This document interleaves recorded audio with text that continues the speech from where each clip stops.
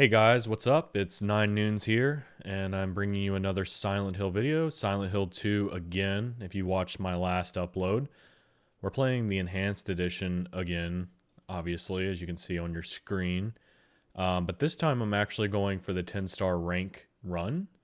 So in the video, I'm going to go over basic tips, tricks, what I did to basically get it, and narrate it as you see it on the screen, on what to do to get the 10-star rank if you're interested in doing this run, or if maybe you're just interested in what a 10-star rank in Silent Hill 2 looks like. If you're looking for just like a casual playthrough of the game, I have another video on my channel that's just more of a casual playthrough. Otherwise, this is going to include skipping a lot of cutscenes and a lot of what really makes Silent Hill 2 a great game. So if you're interested in that, I recommend checking that out. Otherwise, this is going to be more of like a guide video on how to get the 10-star rank in Silent Hill 2. So we're going to go ahead and start that now. And basically, one of the first things you're going to have to do when you start the game is you're going to have to put the action level and the riddle level on hard. And as you can see, I've done this a lot. You just saw me pick up the blue gem there. That is for the UFO ending. We're not going to be going for the UFO ending in this video, but we do need to pick it up for one of the item pickups at the end of the game. That's one of the star rankings that we need. And before we start, I guess if you're curious, the reason to even do a 10-star rank, not 2-star rank, 10-star rank, is for the green hyper spray. And I guess for your self-satisfaction. The green hyper spray is basically an unlockable item that basically instantly kills pretty much everything in the game as far as I'm aware. I'm going to be honest with you, I've really never really used it. Once you've played this game enough times to get this ranking, you're going to kind of want to be done with it anyway. But it pretty much instantly kills everything. So that's basically a reward for getting the 10-star rank. As you can see, like right here at the beginning, we're just going to be walking a very long distance until we get to the town of Silent Hill. And right up here, I always do this. I don't remember. So I'm actually recording this. I did this playthrough about 2 to 3 months ago. I'm sorry it took so long to upload this. If you were curious, I got sick. Yeah, see, I get turned around in this freaking graveyard constantly. You would think I think I've probably played through Silent Hill 2 in my entire life, probably around 30 times. And I literally still get turned around in this graveyard. And honestly, this is perfect. So if you're just like a normal person that's not amazing at video games or whatever, this guide is really going to be for you, because I do make mistakes in this guide. As you can see, I'm just like literally not playing optimally whatsoever. I'm not a speedrunner whatsoever. So don't get discouraged on some of the things you may have to do in this. I'll even get to it later. I literally like make tons of mistakes. So just getting that out of the way. It's a hard thing to do, but it's not impossible. And right there, I just got the chainsaw. That's another item that we needed to pick up. But anyway, sorry it's been so long since my last video. I got sick, and then I just got caught up with other things in life. So I'm just now getting back around to doing this. I had actually started on doing the Silent Hill 3 runs for the 10-star rank, and then I got a little bored of just doing it all, and so now here lately I've kind of gotten the itch to actually get back and record the voiceover for this run.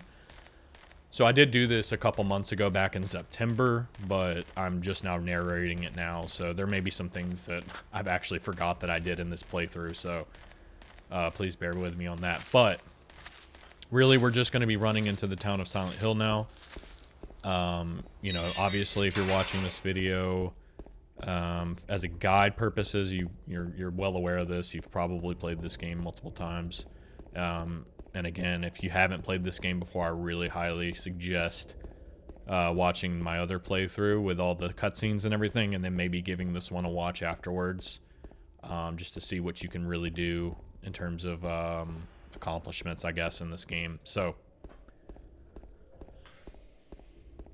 I kind of want to go over some of the different things that you need to be able to do in the 10-star rank to be able to get that, while we kind of have some time here. So there's a lot of different categories. If you've ever played Silent Hill 2, you know what I'm talking about. At the very end of the game, there's different categories, and in those categories, you're going to have what you did in the game to achieve whatever ranking you did in that category. It can get pretty confusing.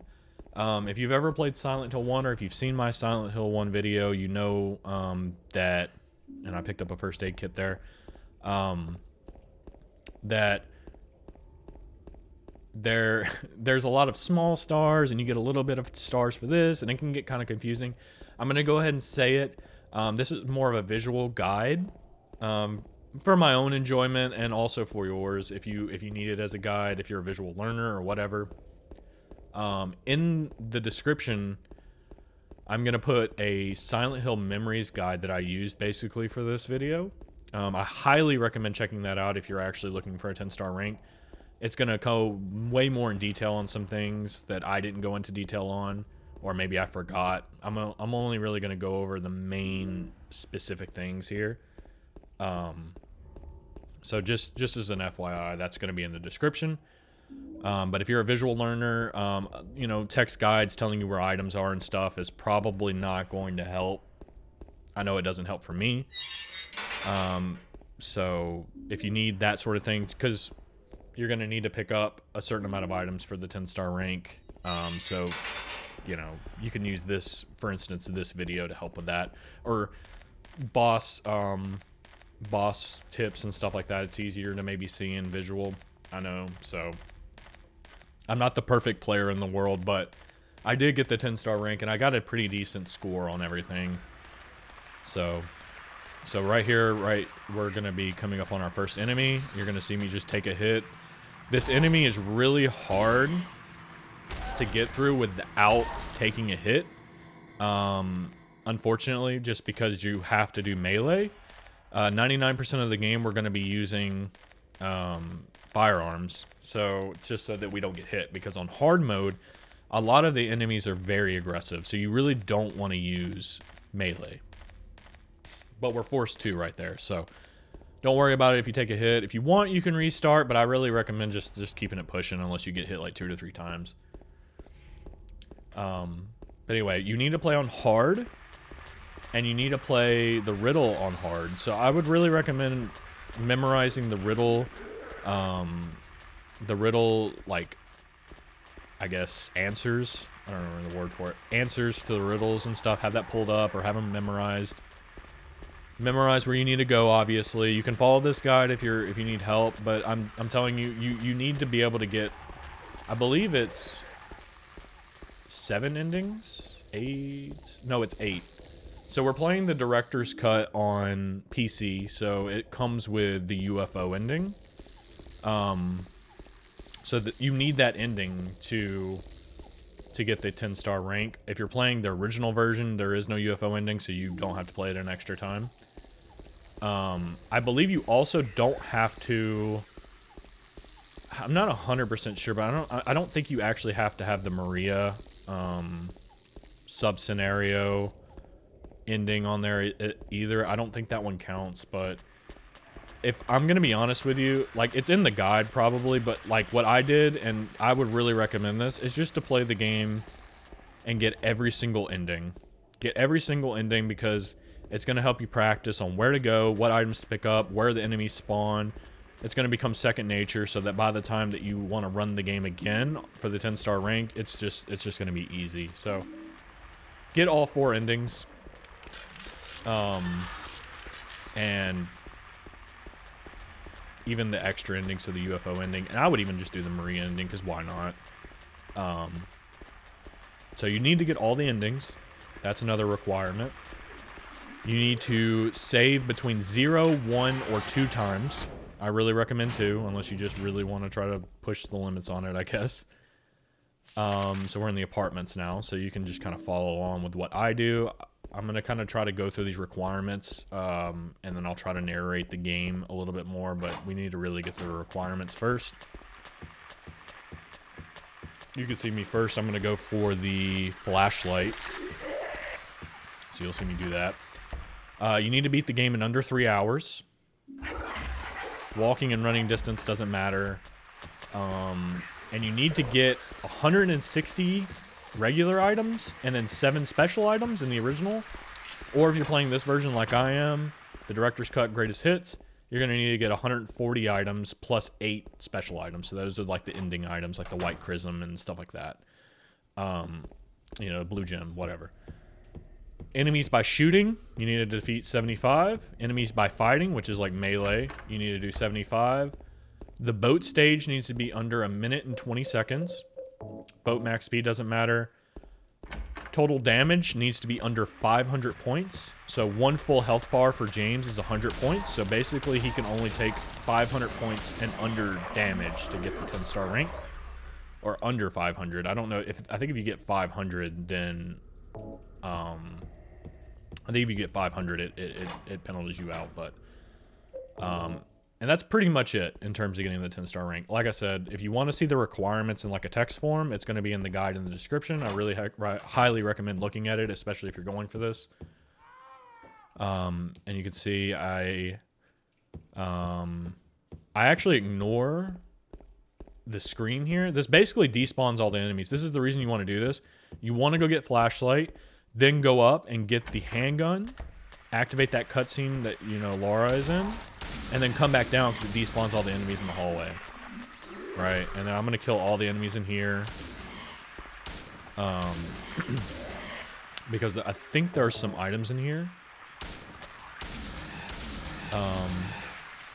So I didn't actually go over this at the beginning. Highly recommend this. Go into your extra options and set bullet adjust on ×3. If you don't do this, you're probably not going to have enough ammo to actually beat the game to get the 10-star rank, because you're going to have to be using the firearms to basically get all your kills. I highly recommend bullet adjust ×3. I'm not even sure if it's possible without doing that. So, also, you just saw me pause the game. So, as a tip, it's probably going to say this in the guide as well, but I'll mention it here. Pause your game, because if you pause your game, it actually stops the countdown. It stops the countdown towards your in-game time. And in doing that, you can actually tally down how many kills you're getting. So like right here, I'm going to kill this guy. And when I kick him, like right there, I just kicked him. I used a handgun to down him, but I kicked him. That kick counts as a melee kill. It seems really weird, and it shouldn't be that way. But this is how you're basically going to get your melee kills. You're going to walk up to the enemy, not get that close because you'll probably get spit on. And then you're going to kick them. And then the bugs are going to be really annoying because they're like some of the most annoying enemies in the game. As you can see, they're just hitting me over and over. I really recommend probably just skipping those bugs. If you see them in a hallway, just get out of the hallway. Unless you're really good at taking them out, because they will just stun lock you. And as you can see right here, I'm tallying down on a piece of paper how many kills I've gotten on melee. This is very vital, because if you mess up somewhere and you didn't get enough kills, then who knows how far back you're going to have to restart. Because toward the end of the game, there's very little enemies left. So if you mess up and you're off by like 10, I mean, you may have to start back from save 1. And that's, that's no good. You can see right there was two enemies right there. I just kind of skipped them because they're right next to each other. Those are a nightmare to take care of if they're right next to each other like that. So you can see I'm doing this puzzle, so we're using the clock key. And I believe the answer, we're going to see what the answer is because I actually don't remember. It's 9. Okay, so it's you could just put the hour and minute hand on each one of those, and I believe that's always the answer. I don't think that's randomized. That's always the answer.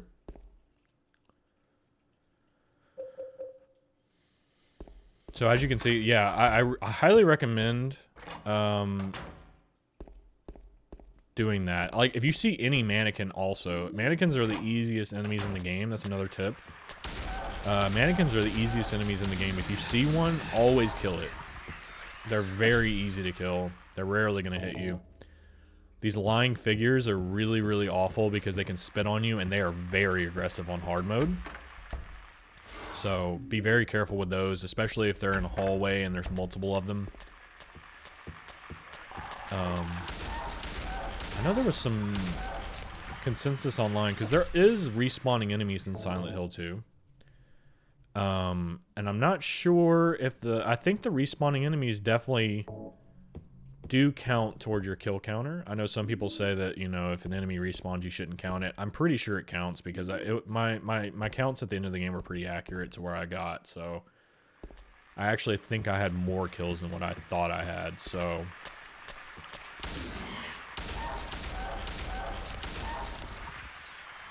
anyway, so and like I said, if you want to get all the endings, you know, for Leave, which is most people, I think, get that one on their first playthrough.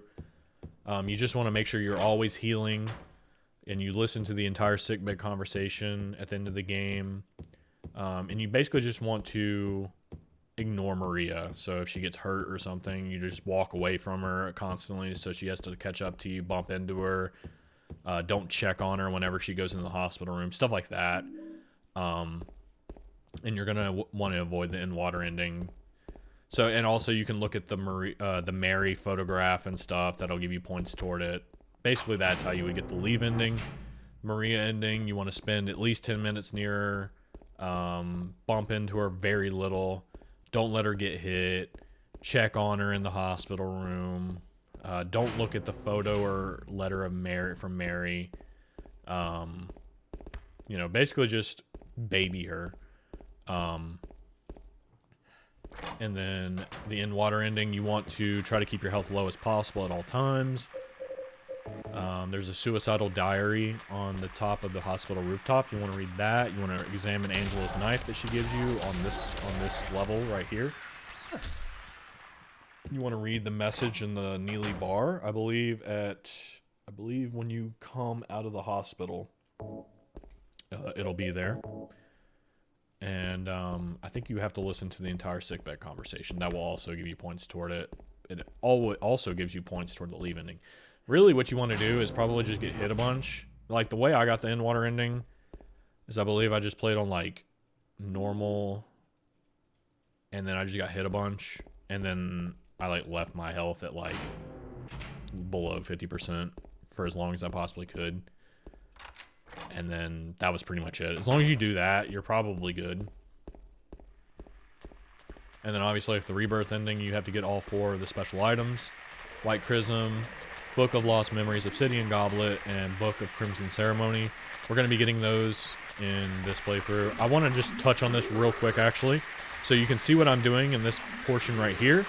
I'm basically grouping them up to this corner, so they're not spread out, right? And you can see how aggressive they are, spitting at me constantly. And then I'm going to run, jump off, grab, run, okay? You want to get them as far away from that as possible to avoid unnecessary damage.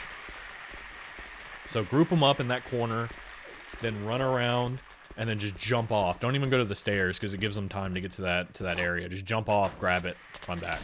So right here is also another tricky area, because there's like 3 of them. You want to be really right on top of it, so kill that guy immediately. Then you're going to want to kill this guy. Don't get too close, or he will spit on you. Stomp immediately so that they can't slither away.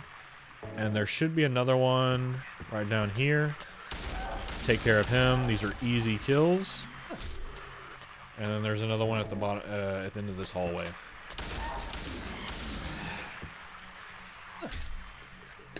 You really want to be on top of this, because lying figures can slither away and stun lock you. You're going to see this later. I do remember this in the prison section. There's like 2 sections where I literally almost died. And you're going to see exactly how dangerous it can be. It's extremely dangerous. If they catch you on a corner, oh man, it could be bad. So turn off your light here because they basically just all respawn. And this guy is on the floor, like right there, as you can see. And you really, really don't want to get stun locked by that guy. So honestly, I don't even bother killing them right there. I just run because I don't want to get stun locked by the one on the ground. I'm telling you, it may not have happened to you, but it's happened to me multiple times playing this game. You are going to get stun locked by one of them in the corner, and it's oh my god. Just wait until later in this playthrough. You're gonna see exactly what I'm talking about. It is, wow. It still blows my mind that I almost lost to this. And most of the damage from this run is literally from those 2 sections. Literally, I'm not even kidding. I don't. It's extremely dangerous. Alright, so we have another puzzle. I can't remember actually how to solve this. This is always randomized. So it's 2, 3, and I think VV2, I think that is 5, 5, 2, and I think you need to add them all together and then subtract 10 or something. I highly recommend just looking up the puzzle solutions beforehand. It'll tell you exactly how to solve that. Write it down on a piece of paper like I'm doing right now, and then solve it. And then once you have the numbers, then go over to the safe. Again, you get full. You basically pause the in-game timer when you hit pause like that. Not when you go into your menu. That does not pause the game. Pausing the game where you see like the options and stuff like that. That's pausing the game.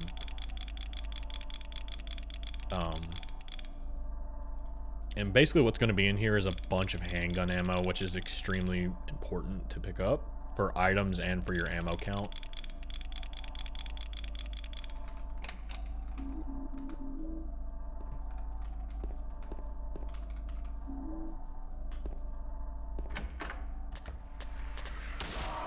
Trying to see if I can find how to solve that real quick, because like I said, sadly I did this like 2 months ago and I had all this stuff memorized, and then I just took a break.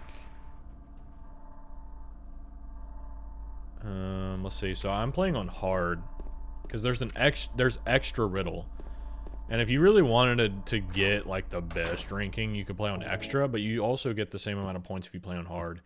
And the only difference between hard and extra is just different, but it's a little bit harder actually. But the only way to play on extra is if you beat hard on your previous playthrough, and then your next playthrough is going to be on extra. And I tried to line it up like that, so I did my last playthrough on hard. For some reason, this was not extra. I don't know why. I was prepared with extra difficulty. Alright, so I was prepared with extra difficulty, and I had all the solutions, and I knew how to solve them. And then it ended up being hard, and it like threw me for a loop. So be prepared for that, because sometimes that happens. I know how to... You get extra by beating your previous playthrough on hard, but I did that, and I still didn't get extra, so I don't know.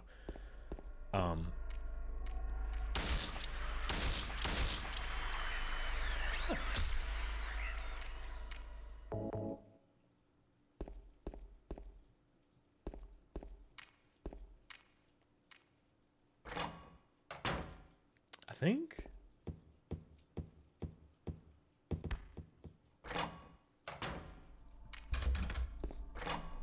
I don't know, actually. I think I'm thinking of the extra difficulty where you have to add whatever to it. I don't know.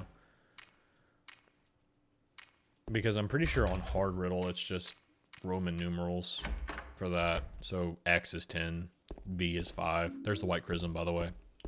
You need that for the rebirth ending, and you also need it for the extra... you need it for the extra items at the end of the game, the special items.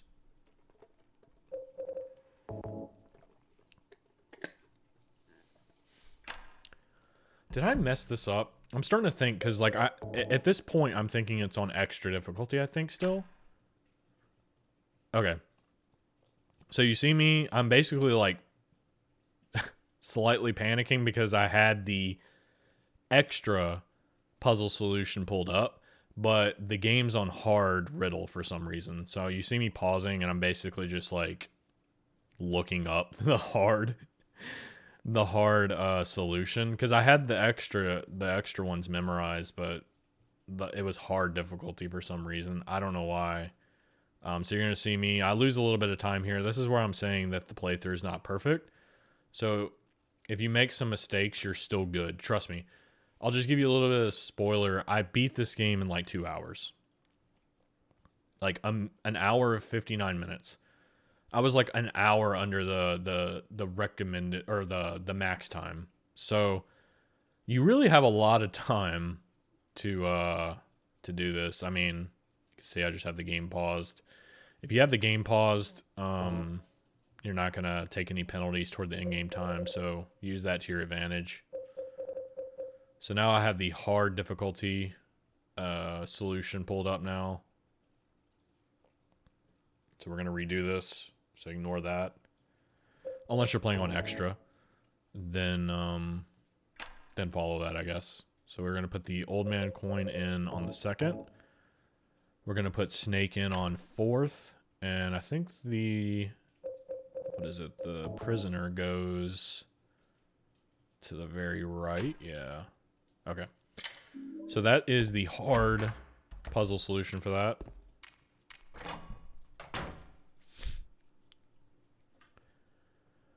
Like I said, I really wouldn't follow this video for that, because again, you may be playing on extra, and if you're playing on extra riddle, none of these are going to work for you.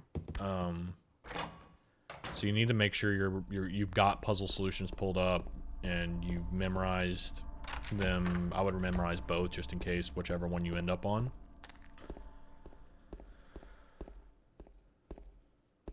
So we are coming to the end of the apartments right here. So I'm going to give some tips on the Pyramid Head boss. It can be difficult if you're not used to fighting him. Like, I mean, like I said, after the first playthrough, I really, really recommend just playing the game on hard pretty much for all the other ones. I mean, I know you may want to just get through it really fast, but I really recommend playing on hard, because if you play on hard for everything, then you're going to be used to how the enemies react to you. You're going to be used to the boss fights and everything like that. So I really recommend playing on hard, and you'll have gotten a lot of practice for this. So basically, you're going to see me. I'm going to make sure you count your shots, because the last thing you want is to be manually reloading against him. I don't remember how many shots it takes. It's like 50 or 60 handgun bullets, but once he's eaten about that many, the fight's going to be over.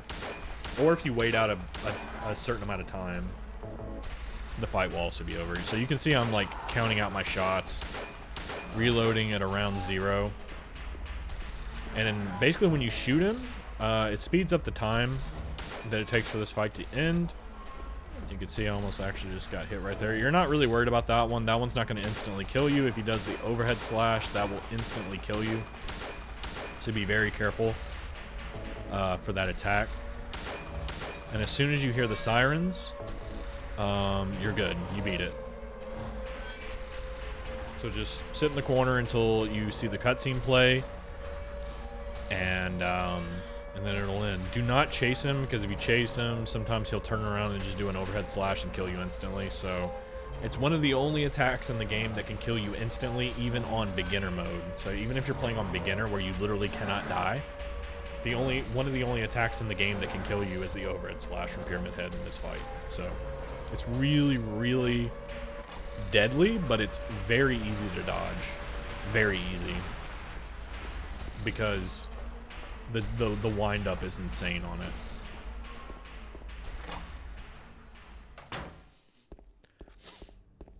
So we're gonna go ahead and exit that. We're gonna go pick up this first aid kit over here. And as you can see, on hard mode, I don't know if you've noticed this, where I'm running into the wall. If you are holding down run and you hit the wall, he'll do a wall splat like that, where he kind of like catches himself, and that can actually like screw you over sometimes. So be like really careful of that. Best tip for that is to just make sure you get used to holding down run and then letting go of run before you hit the wall. That can help a lot. I think if you're using the alternate controls where he's like always running, because I think there's a setting where you can set him to always run. Just let go of the movement stick right before he hits the wall, and you should be good. So we're going to be picking up all these items. Just follow what I do in terms of item pickup. If you're using this as an item pickup guide, this is... I'm going to get more than enough items to beat the game. Probably... I think I get over 200, which is way more than you need. Like I said, in the original game, you need 160 plus 7, because there's no blue gem. Each special item counts as if it were, I think, 20 regular items. I think one special item counts as 20 regular items. So that's why in the greatest hits director's cut version of the game, if you get a +8 with the blue gem, you only have to get 140 regular items to get the 10-star rank. And that goes for the special items as well. I mean, you can get, you know, if you pick up 160 regular items, only +7, you can still get the 10-star. If you get 180 +6, you get the 10-star. So as long as you just fulfill that that specific metric for the small stars, it'll beam for you. I mean, the plus items aren't really required. It's just that you have to get a certain amount of items, and the plus items count as a lot of items. So it's a lot, what's the word? It's efficient because, you know, pick up the dog key there. We're going to need that because we are going to go for the dog ending in this playthrough. It's the fastest ending in the game besides UFO. And I like the dog ending because it also is applicable to the original version of the game. So the original version of the game didn't have UFO. So the dog ending is basically the best ending in the game for 10-star rank runs. It ends, you basically don't have to fight the last 2 bosses in the game, and you save like 15 minutes. So, I mean, if you wanted the ultimate 10-star rank playthrough, then you would just go for one of the original endings in the game and fight the last 2 bosses. But Mary at the end of the game is that boss is really awful for not taking damage, and the Eddie boss fight is already horrendous in this game in terms of taking damage. So I mean, go ahead and do what you want. I mean, this is just your typical 10-star rank playthrough, but it's totally possible. It's just, if you go for Endwater, Maria, or Mary instead of any of the other, or even Rebirth, they are a lot more difficult to get than, you know, Dog or UFO. And so, like, right now, I'm not actually going to the bowling alley to progress the game. I'm actually going around and picking up items and killing some enemies. This is kind of a necessity on this version because you need to get kills. And your handgun is basically just going to be your melee weapon. I mean, you can really think of it as that because it's pretty much going to be the gun that you use to down an enemy and then kick them for a melee kill. And the reason for this is because if you actually use a handgun to kill them, it takes a ridiculous amount of bullets to kill an enemy with a handgun. It's something like 20 bullets or something, like 15 to 20. Because you'll shoot them, they'll down. You'll shoot them on the ground, they'll get up. You shoot them, they'll down. You shoot them on the ground, they'll get up. And then you shoot them like a couple more times and they're dead. It takes a ridiculous amount of ammo. It's a like ammo waste. We're not going to be killing any enemies with the firearms until we get the shotgun. And you can see these lying figures, when they start doing that, really easy to take care of them on the streets because all you have to do is shoot them once and then they'll stun like that and then you can kill them. Or if they're wiggling around, sometimes they'll just stop after they've wiggled a little bit and then you can just walk up and kick them. But they will only stop for a few seconds, so you have to make sure you're quick on it. Just be very careful about wiggling lying figures in narrow spaces because I'm telling you, you'll see it. You'll see it. We're gonna get a first-hand account of exactly what happens when you don't respect like a squirming lying figure in a hallway. I've played this game multiple times. I've seen multiple people play it. And still, to this day, I've never seen anyone get hurt by the thing that I did. Like, what happened to me, basically. I've never seen it. It's ridiculous. It probably has happened, but I haven't seen it. I've only noticed it when it's happened to me, basically.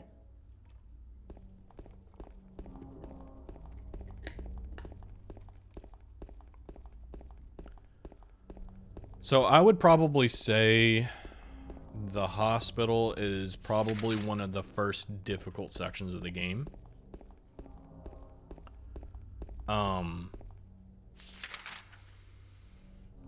The nurses are a lot... I don't know, man. Like, if I'm thinking about it, they're deadly, but not... I still think the lying figures are the worst, man, because that spit attack is, like, awful. The wiggling on the ground is awful. The mannequins are a joke. I'm really trying to remember, because I actually, like I said, I was playing Silent Hill 3. And Silent Hill 3, pretty much every enemy in that game is a lot more deadly than this game. Which I'm not sure if I'm going to do the Silent Hill 3 10-star rank run after this one, or if I'm going to do something else. I'm not sure. Because that game is definitely harder to get the 10-star rank than this game, in my opinion. I mean, there's no cheesy endings where you can skip bosses. The enemies are a lot more deadly.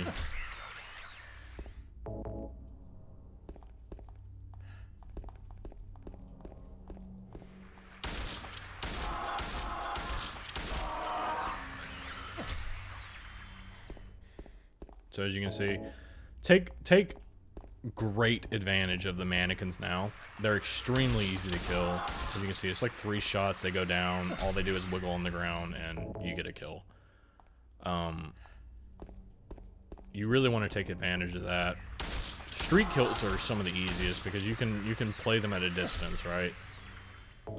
In those narrow corridors and the apartments and stuff, kill what needs to be killed in your way, or if you can get an easy kill. But if you see like 2 to 3 enemies right next to each other in a hallway, like, obviously you should not take that fight. You should turn off your flashlight and try to get past them or something, because, you know. And there's the Book of Lost Memories right there. Make sure you pick that up. You're just going to get pulverized. Especially if they're lying figures, because you're just going to get spit attacked constantly. And so we are moving into the bowling alley.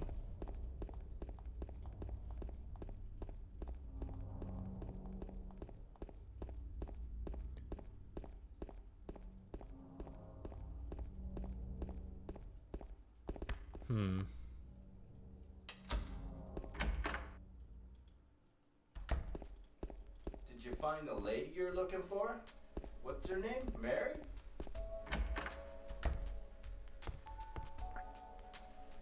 We're really just going through a lot of cutscenes. There's a lot of downtime right here.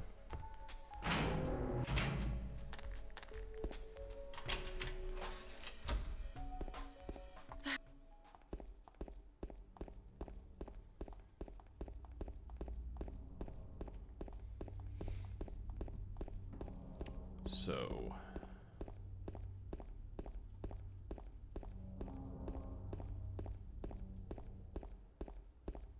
and now we are going to go in through Silent...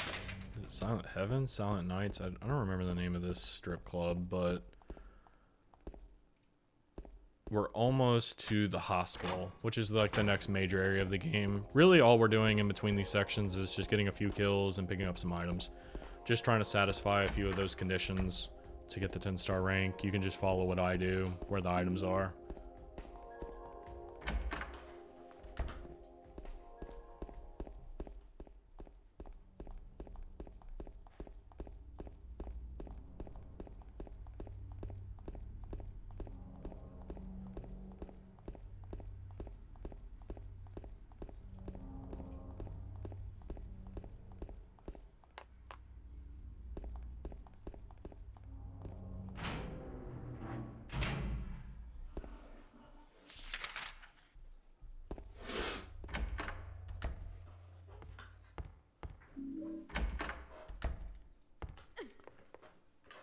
I actually just bumped Maria right there. So we're actually in the hospital now. And you can see there's a save point. We haven't actually done our first save yet. I'm going to try to give you some ideas of what you can use on your first save. Pretty much where I save is where you really should save, because these two areas are extremely they're reset points. So go to immediately to the 3rd floor. Make sure you kill that nurse because she's going to be right in your face. Code is 1328. And we're going to go and drop off Maria. The reason we're doing this is because she's going to get in the way immediately. And if we don't drop her off, she'll probably get in our way. Well, I mean, I mean, it's very little. If you accidentally shoot her like once, and then a nurse almost hit me right there. That's why they're really, really dangerous, actually. I'm not sure if I would prefer the lying figures or the nurses, but for sure the nurses are pretty dangerous.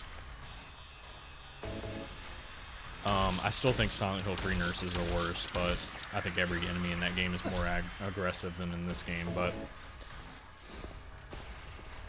yeah, we want to drop off Maria because, and you can, you know, obviously if you know the code, you can just immediately drop her off. You don't have to go find the code. It's never randomized. Because like I said, on hard mode, even one handgun shot, I'm pretty sure, you know, is instant death. Like it's pretty unrelenting on that. You really, really, really want to drop her off immediately, because if you, all it's going to take is one time she gets in your way or something, and she's going to end your entire run. You're going to have to go all the way back to the beginning of the game, and it's like 40 minutes wasted or whatever. But we are going to do our first save here, always, just as another note, because like that just happened. Anytime you're going through any doors in the hospital, just always have your weapon ready. Like always have it ready, always ready to shoot. Sometimes you might even see me go through a door and just shoot nothing, because like if the enemies respawn and they're like right next to the door, you can just be getting fade to black. Like in the moments that it takes for the game to load in the area and it's fading into black, you can get hit. It's pretty unforgiving. So just make sure that you always have your gun ready and just ready to shoot, stun the enemy so that you don't get hit. You can see right here, I'm basically just trying to activate the pyramid head sequence. And I just activated it early. So we're actually going to be at red health here. I don't think this counts towards your overall damage. And as a way for me to kind of keep track of how much damage I've taken, I try to, and then this number is also randomized every time, if you're curious. I try to like write down what I've used in terms of healing. So, you know, like I think a first like a health drink is 25 points. A health kit's like 50 points, and an ampule is 100 points. And it's not how much you heal, it's how much damage you take. So let's say you're at like, I don't know, 90 points of health left, and you use a health drink, and that's technically 25 points, but you only healed 10 damage points. You still only took 10 damage, but you healed 25, you overhealed. So try not to always stay at green health, I would say. That way you can accurately keep track of how much damage you're taking, so that you know, okay, I've taken 450 points of damage, I need to load my save, or I need to restart the game. Because then you're just going to be completing the rest of the playthrough with like too much damage. And this is really important because later in the game, for the Eddie boss fight, you're going to be taking pretty much most of your damage in that fight, because it's extremely hard to get through that without taking any points of damage.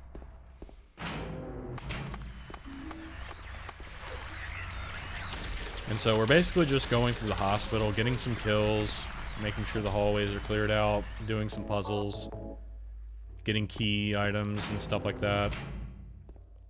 You're going to see me grab a few codes and stuff. We're basically trying to get all the keys and codes to open up the lockbox, and these codes are always randomized, so you can't just go straight there and get it. You have to get these pieces of paper and, you know, the blood on the wall and stuff like that. So we're grabbing that, and even you know, I've played this game, you know, like probably 20 or 30 times in my life. For the life of me, I still can't remember absolutely every door that I can go into and which ones are safe and stuff like that. So you'll probably see me go up to a door and it'll say, oh, you know, the lock is broken, because, like, I just forget. So, you know, I'm not perfect. I forget sometimes. So, but at this point, I've played the game a lot, all in like one stretch. So, you know, like a couple days, I played the game multiple times. So I was like pretty aware of what doors. You can see, like, I just checked that one, I checked that one. I know that, you know, in the back of my head, I'm like thinking, oh yeah, I'm pretty sure that's locked, but I'm still gonna do it. And you can see that I'm just like, okay, this room is like super screwed. I'm just not gonna deal with it, right? There's 2 nurses in there, and I can't get them both down. I'm not gonna risk getting like bodied by the door. I'm just going to walk out. Right, so there's a lot of areas like that in the game, especially like that room, where you're basically fighting to get a couple kills that are really unsafe for a couple items, right? Again, I had like 40 extra items, 45 extra items by the end of the game that I didn't need. I had more kills than I needed as well, so, you know, it's not really worth it to try to get a couple items when you have tons of items to pick up throughout the game. Where in reality, the hardest stipulation for getting the 10-star rank is, you know, is the damage. That's the hardest part, for sure. That's gonna be the part you're struggling on. And you know, I'll admit it. You're gonna see it later, and I'll mention it later. On my second save, I screwed up probably 4 or 5 times. I had to load it like multiple times because I just couldn't get the damage low enough. Right? So totally possible. I mean, you really want to make sure that you do really well at the beginning of the game, because I'm telling you, the Eddie fight is hellacious unless you do like some glitch to get him stuck in a corner or something. So we're putting in all the codes, putting in all the keys, and we're going to get a piece of hair. The hair is going to be used as basically like fishing line to get another key. And here, I believe, yep. With the bent needle that we got from the teddy bear, I think.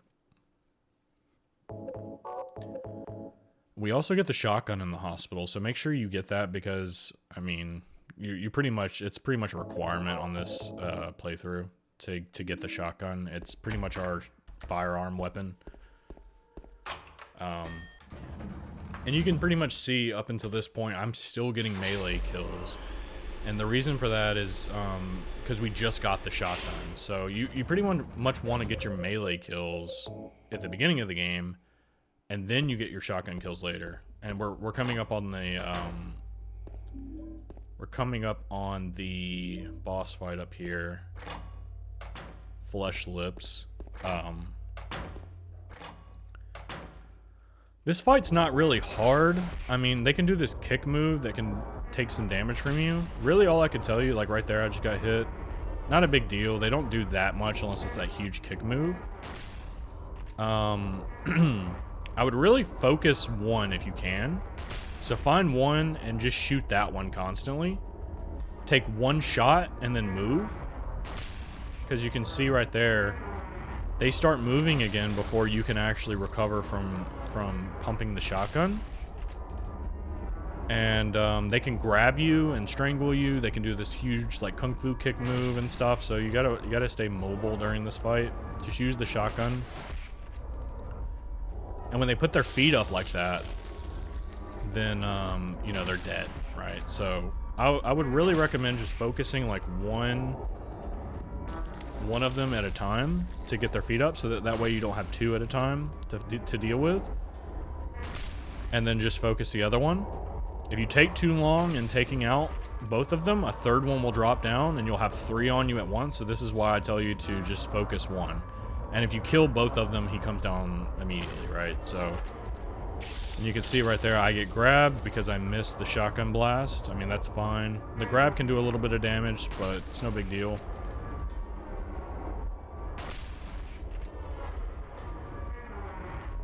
You can see I'm in the red right now.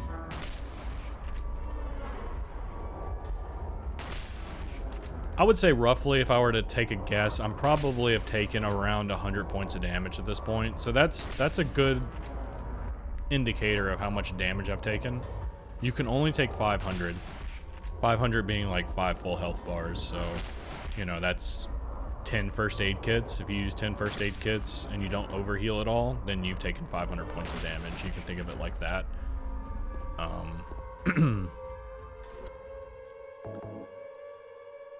So you're going to see I'm going to heal.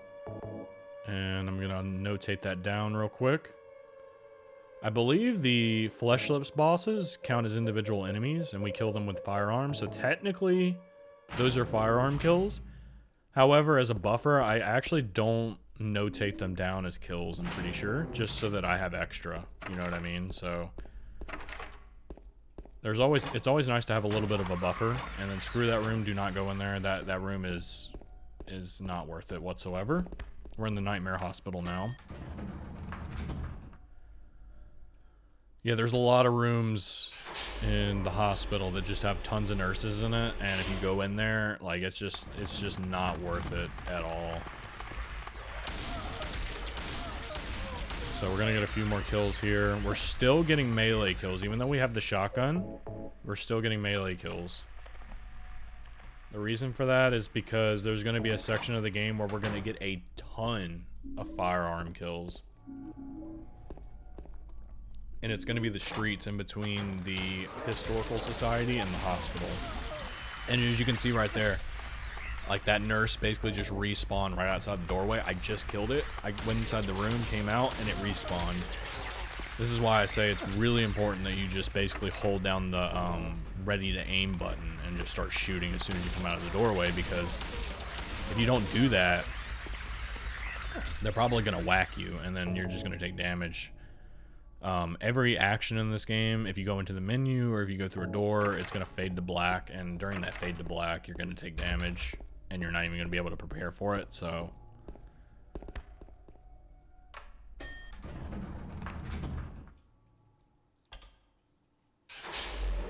Gonna go up to the 3rd floor.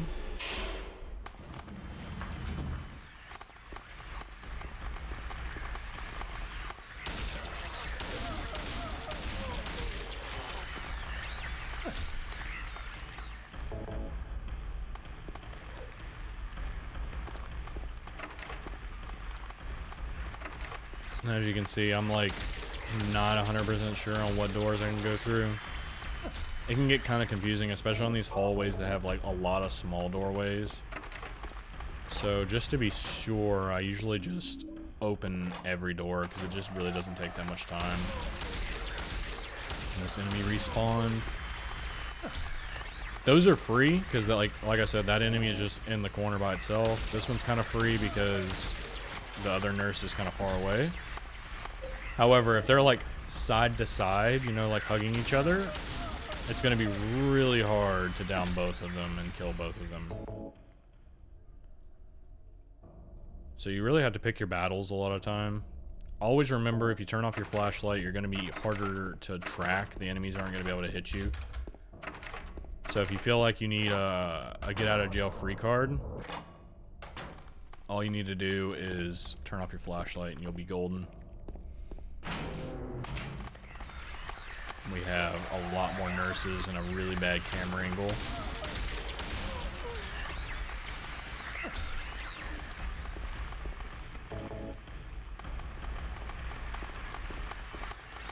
I think the hospital is kind of difficult, but I still think the prison onward sections of the game are ridiculously hard.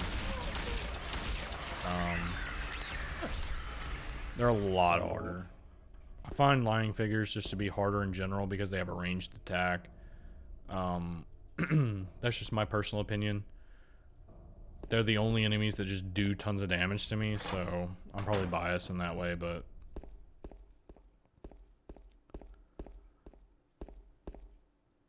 Wondering, actually, if I kept this in. You know, I think I do have... Man, I wonder... So...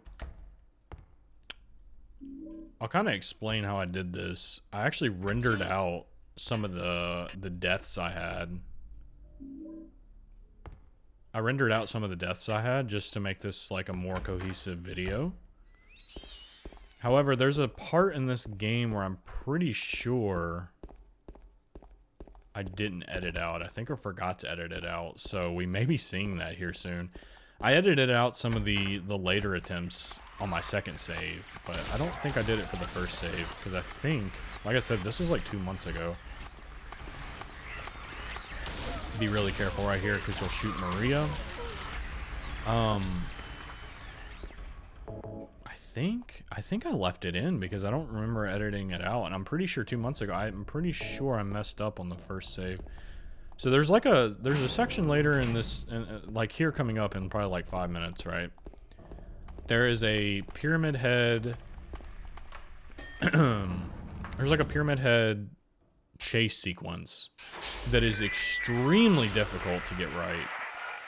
And I'm pretty sure I died on that. I'm pretty sure. Or at least, like, I didn't get a sufficient run, so, like, I reset it or something. I don't know how many of those I left in here, so we're gonna see. But it might give me some time to kind of explain how to do it, and you can probably see, like, maybe doing it wrong looks like. There's a specific way I do it, because it's... Oh my god, is it difficult. That, if you're wondering where my first save's gonna be, it's gonna be right before that chase sequence, and there's a good reason for it, because it's extremely hard. The second one is gonna be right before the Eddie boss fight. In my opinion, I don't really think there's any other places you should be saving the game. If you're gonna put your 2 saves anywhere, it should be those. And make sure you get that chest, because that's gonna give you us a ton of shotgun ammo. That's gonna be very useful for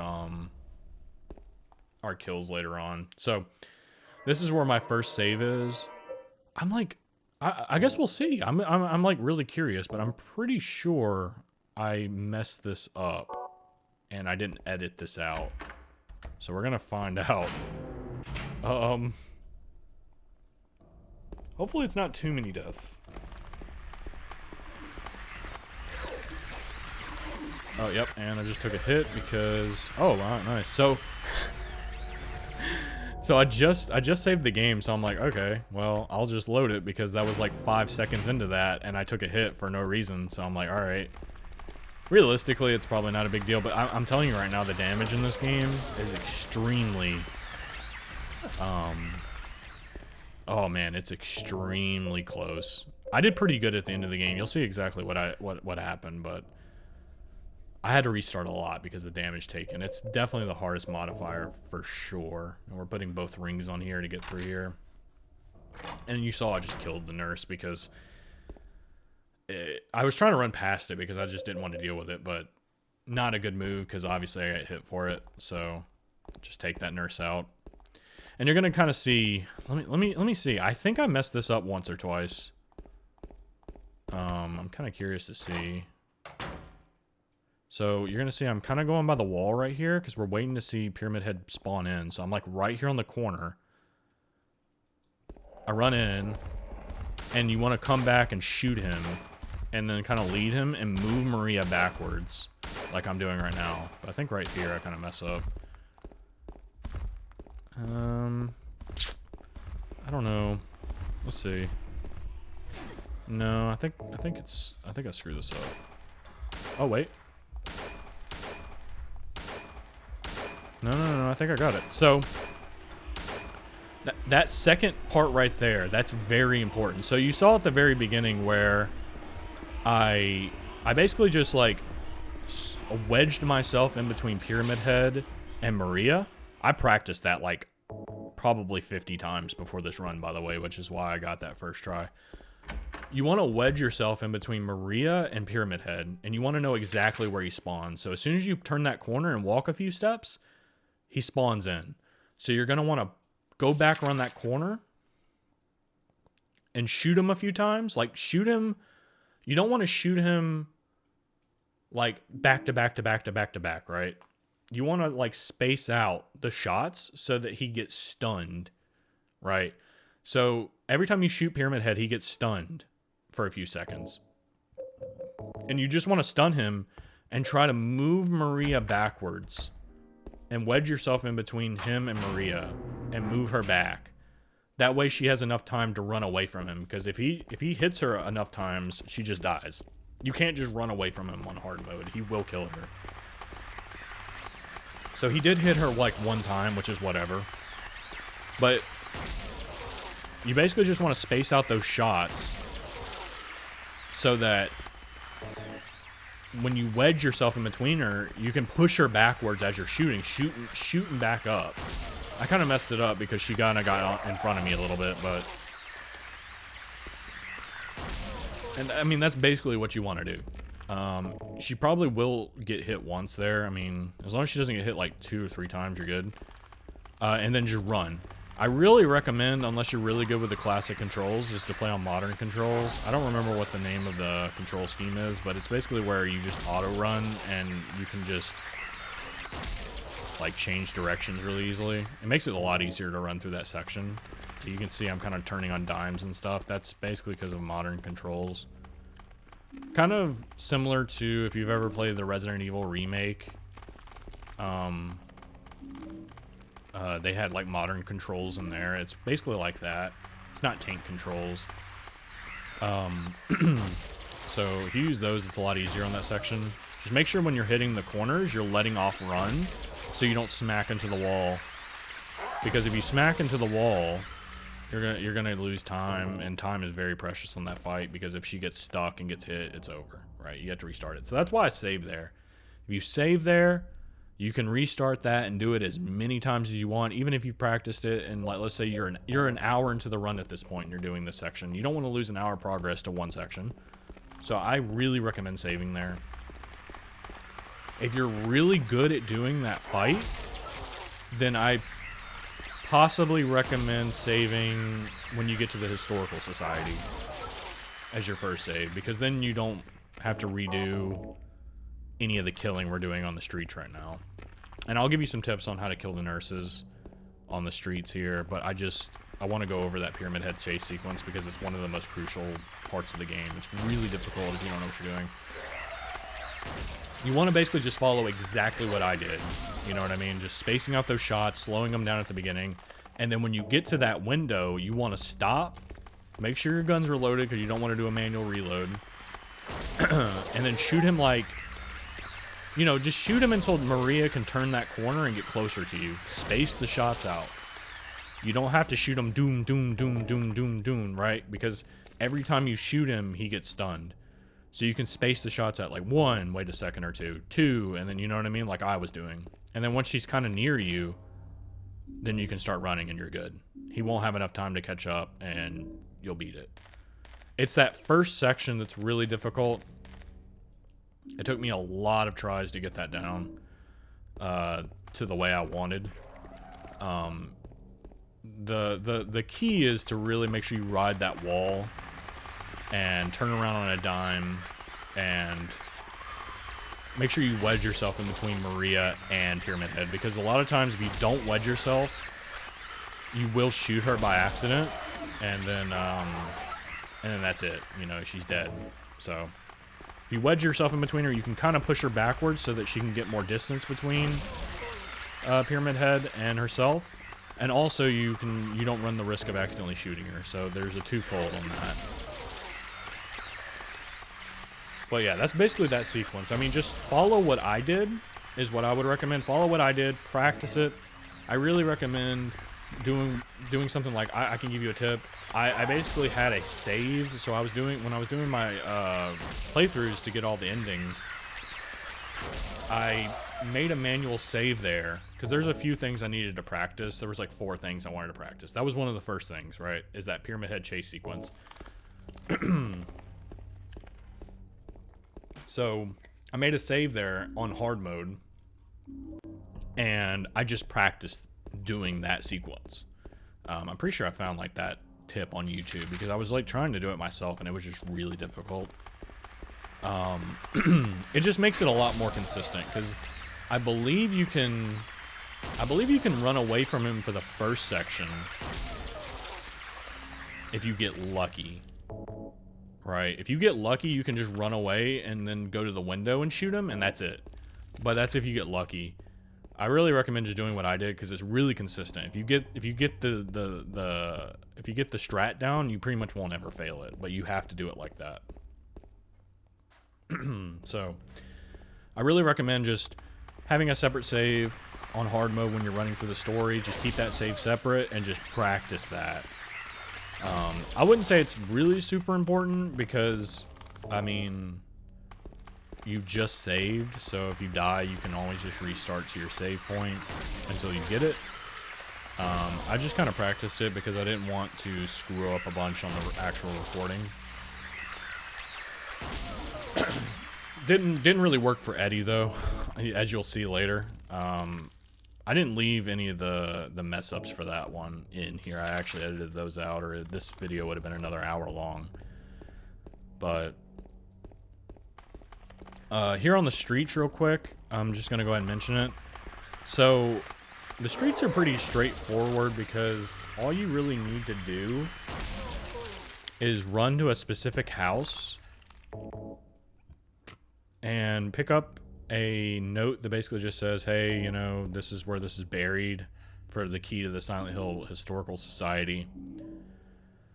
Go to the park, Rosewater Park, dig it up, get the key, go to the Historical Society, boom, you're on to the next section of the game. We're not going to do that, and the reason is because you're going to want to literally take probably 30 minutes of this playthrough and just get kills. This is where we're getting most of our firearm kills. And we're getting some items along the way. So as you can see, I'm picking up items. I'm killing, most of the enemies out here are going to be nurses, but you'll see some mannequins as well. There won't be any lying figures, I believe. I don't think there's any lying figures out here. As you can see, I can't remember the name of those enemies, but yeah, they just literally hit me, like whatever. Just make sure you don't walk over top of them and they won't hit you. You can see I'm using like kind of like a speedrun strat right here. If you turn off your flashlight and try to open up the map, you reset your stamina gauge for running. So when James is running, he has like a full-on sprint. If you sprint for too long, I just picked up the hyper spray there. I usually pick up the hyper spray here instead of at the beginning of the game. He does like a full-on sprint, but he only does the full-on sprint for a few seconds, and then he'll go into like a regular jog. And you can reset your sprint gauge by doing like turning off your light and hitting the map, and it'll say something like, "Oh, it's too dark to see," and it'll reset your sprint. So it's kind of like a speedrun strat. You don't really need to do that, but I was kind of impatient. I was kind of wanting the sprint to reset a little bit.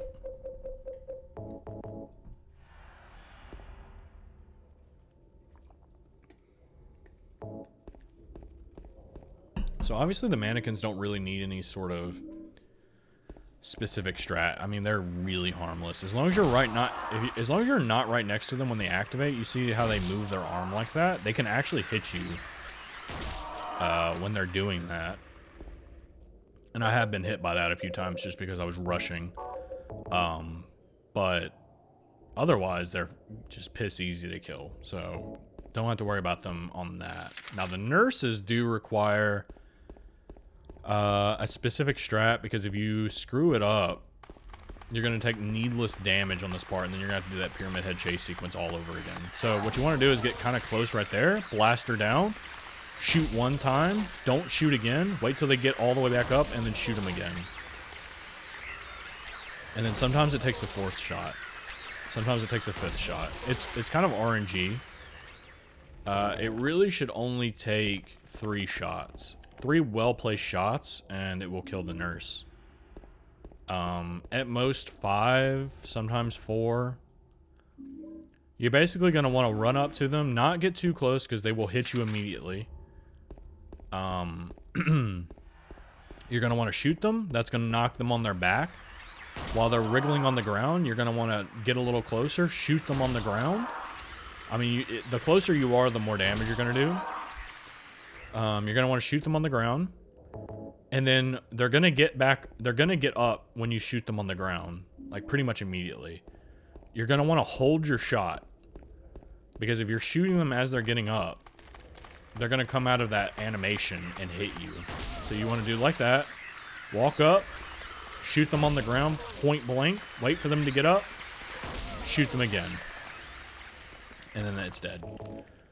The reason for that, like I said, as they're getting up, you know, you're not going to get a knockdown if you shoot them as they're getting up. And when they get all the way up, you know, they could have some life left. And they're just going to hit you and you're going to take damage. Because you're going to be right up on top of them after you shot them on the ground, right? So you don't have to get super close to get a knockdown on the first shot. Like that. You want to get close, shoot them on the ground. And then wait until they're fully up. You'll know that they're dead because the radio will go silent. But you really want to wait until they're fully standing up. You'll get a feel for, like, what that looks like if you watch me play. Right? Like, maybe if we see one more right here. I'm going to pick up this item. Shoot. Run up. Get really close. Shoot again on the ground. Wait till they get up. And then shoot again. You really want to practice the timing for that third shot. Because that's how you're going to get the second knockdown.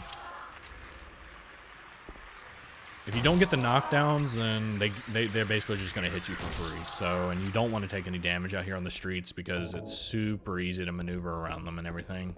You want to save those damage points for the hard parts of the game where you're like in a narrow corridor or whatever, right? So this part can get kind of boring because it's just killing enemies over and over. So if you really want to, you can just watch this portion. The enemies are going to spawn. I don't know how the spawning works in this game, but you know, they respawn randomly, they'll spawn randomly, so just do what I do, get all your shooting kills here. Make sure you're tallying them because you need 75 by the end of the game, and this is literally where you're gonna get most of them. So if you get them all here, you don't have to worry about it for the rest of the game. And like I said, I had like an hour left before I hit the 3-hour mark, so I had plenty of time. But anyway, I guess while this is playing in the background, I can kind of go over some of the other areas of the game. You're going to see them later. I'm going to kind of just touch on them a little earlier. The other 3 areas of the game that I really recommend practicing excuse me, is the Abstract Daddy boss fight, the Eddie boss fight, and the boat stage. Now this only applies to you if... Okay, so I'm going to talk on the boat stage real quick, just because. So if you're playing the PlayStation 2 version of the game, like the original version of the game, non-director's cut, if you're not playing the PC version, I should just say, if you're just not playing the PC version, the boat stage is a lot more difficult. So I'm actually playing this on controller, I'm not playing on mouse and keyboard. But on the original versions of the game, as you can see, like right there, I didn't get a knockdown, so be always careful. Never get too close to the nurses when you're trying to get that first knockdown, because if you get too close and you don't get a knockdown, they're literally just going to hit you. So you want to see like how far away I'm standing. You want to stand that far away because all you're looking for that first shot is a knockdown. That's it. Once you get that first knockdown, everything else is just timing. I just wanted to touch on that real quick. But For the boat stage, I believe you have to like rotate both analog sticks in opposite directions, right? Like left stick I think goes to the left and right stick goes to the right, and you basically have to like, that's how you control the boat, right? Well, on hard mode. On easy mode it's really easy, but on hard mode you have to do, it's like advanced controls for the boat, and that's why the boat stage is like an actual the boat stage is actually like a, you know, like you have to get under a certain time, because it can be difficult if you're not really good at it. But alas, on the PC version, there was really no way to do this. I would have had to play it on the PS2 version if I wanted to play it like the intended way, but it's really easy.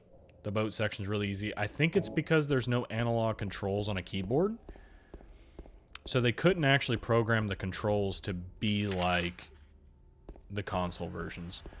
So, you know, there's no twirling sticks or whatever on a keyboard. You just press W, right? And you press D to like turn, and then press W to go forward. So even if you're playing on a controller, those controls transfer over. So even if you're playing on hard mode, it's basically normal mode controls for the boat. Unfortunately, there's no way to change that. You can see I just got hit right there. That's a perfect example of an enemy that was not fully, like they were in the middle of still standing up. So if an enemy is still in the middle of an animation of standing up or something, they will not take any knockback. And basically they're going to come out of that animation, they're just going to hit you. That's why I really, really recommend not getting anywhere near them until you get a knockback. Anyway, so like I said, you have to be under 1:20 for the boat stage. However, if you're playing the PC version, don't even bother, because it's really easy. You just hold down a direction to turn and then hold up, and that's it. Alright, there's nothing I could have done about it. I would like to have played it with the harder controls just to get the full experience, but I would have had to redo everything on PS2, and I was just not going to do it. So I think I ended up getting 59 seconds for that, but a realistic time for that I think is like 1:10, 1:14, something like that. So if you do it well. So for the PS2 version, that's what you're going to do. And I'll touch on it again when we get there, but the other two fights, I mean, Abstract Daddy's not that hard. I practiced it. I don't save before Abstract Daddy though.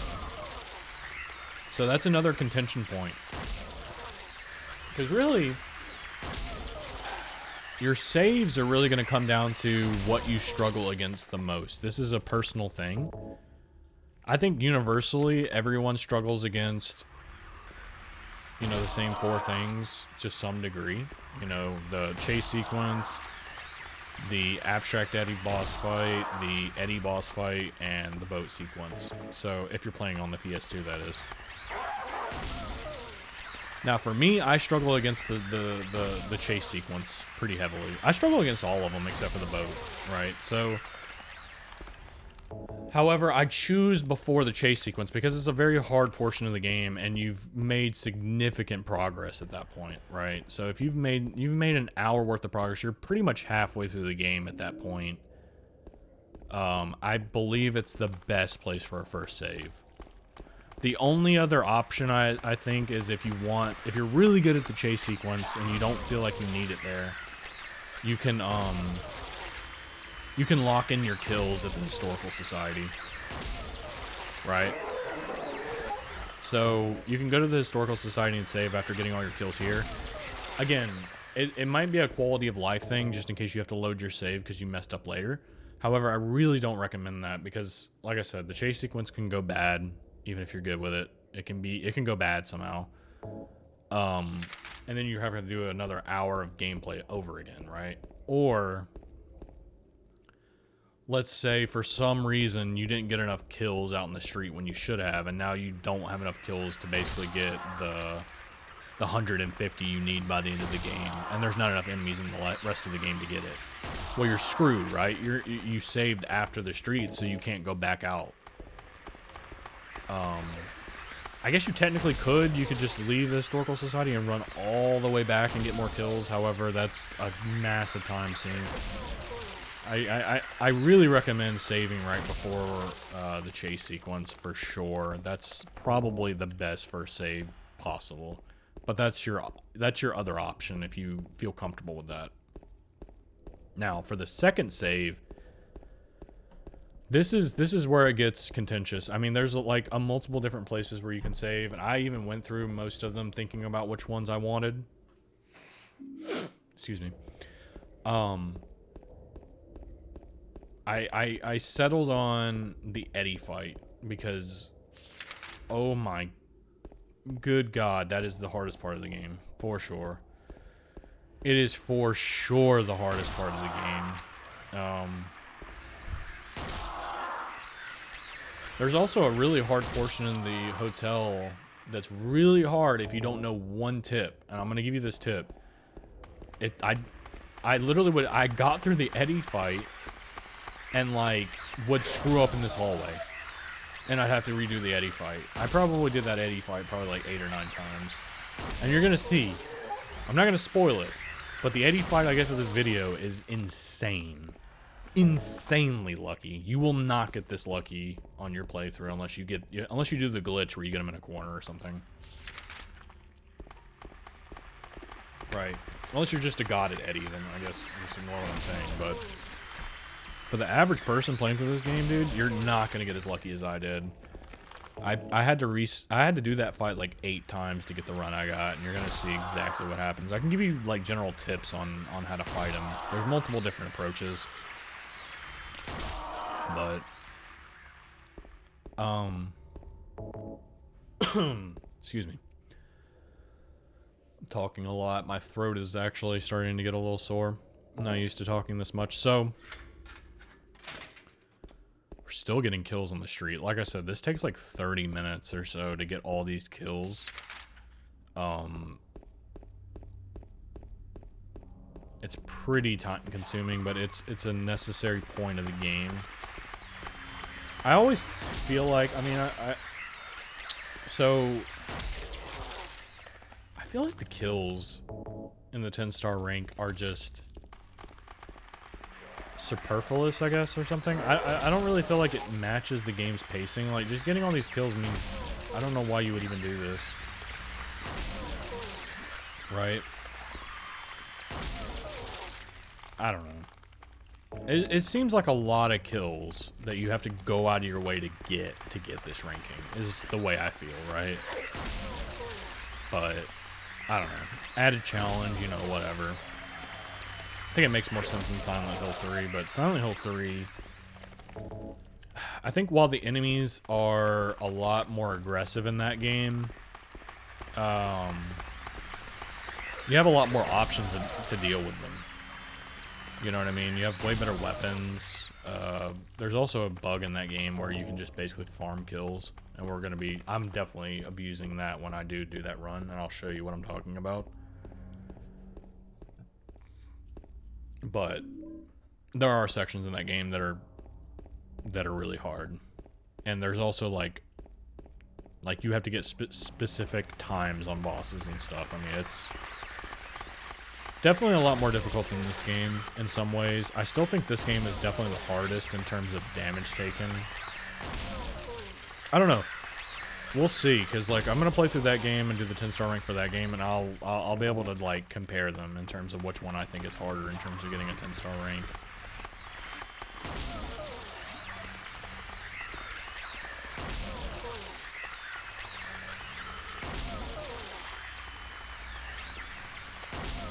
Yeah, the shotgun's super RNG. It just takes random amounts of bullets to kill them sometimes. This is where I'm telling you, if you don't have bullet adjust on ×3, I really don't know how you're supposed to get all these firearm kills, dude. I get what the developers were going for, because I've read this online somewhere that, and if you've seen it, in Silent Hill 1, the firearms are a lot more powerful in that game. A lot more powerful. So they really wanted to tone down how strong the firearms were in this game. However, when you put it on hard mode and you have to get all these gun kills, it just makes every enemy super blood spongy unless you're using the shotgun. And even when you're using the shotgun, it's, you know what I mean? So we have actually got 2 nurses right here. This is not a good situation. They're both right next to each other. So you can see I'm just kind of trying to like methodically take them out. This is extremely risky because they can just start swinging on you. Kind of use the handgun to down them. Yeah, you can see this is just like super risky. Trying to get a double down here. And then I think I'm going to go for this one right in front of me just to get it out of the way. Yep. Okay, they're actually both dead, so I got lucky. But you want to be really careful in those situations because there's so many enemies on the streets and stuff like that. I mean, if you really are not comfortable with taking care of enemies like that, you really should just run away from it. There's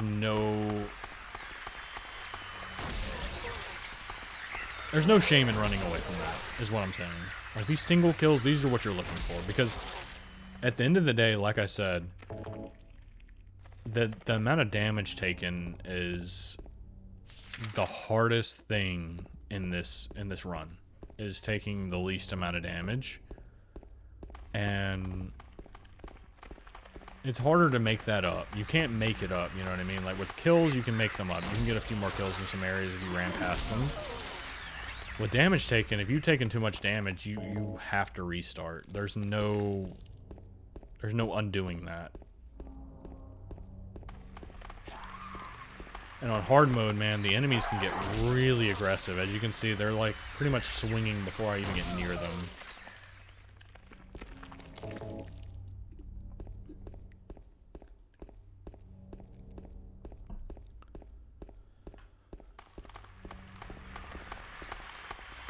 Where are we on the map, actually? Like, I've mapped this out in my head, obviously, so you don't see me checking the map a ton, but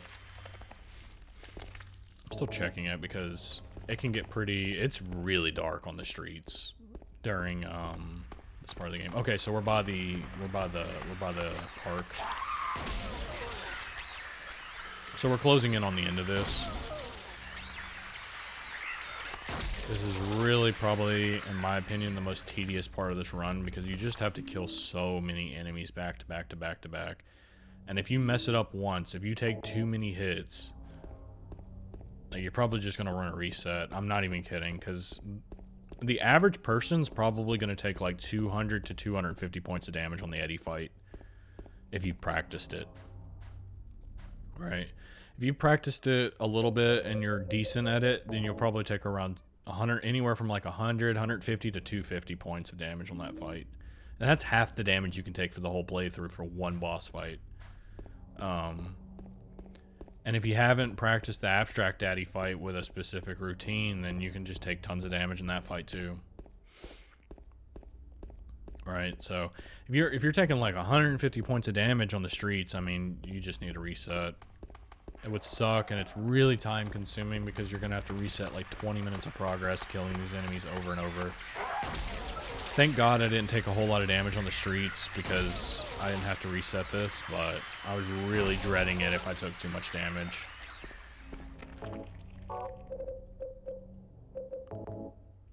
Alright, so we're pretty much just going to be running straight forward into the Historical Society from here, and if I run into an enemy, I'm just going to kill them. So we actually have 2 right here. Again. I got lucky with the dodge right there.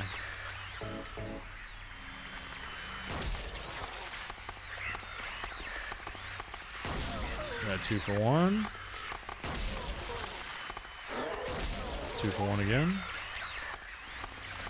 Yeah, the shotgun is really, really, really weak if you're shooting it from far away. It has a lot of knockback, so like you could still get it down from far away, but you're just not going to get a lot of damage.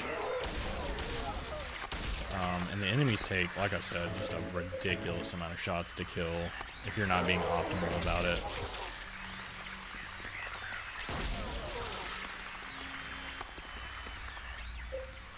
I think that one's dead.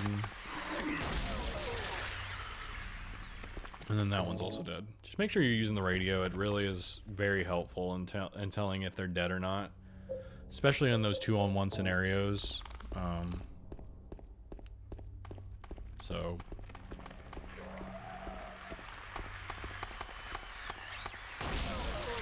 But yeah, I mean, if you haven't played this game before, the reason we go for the dog ending is because it's just the most low maintenance ending in the game. You skip the final 2 bosses, and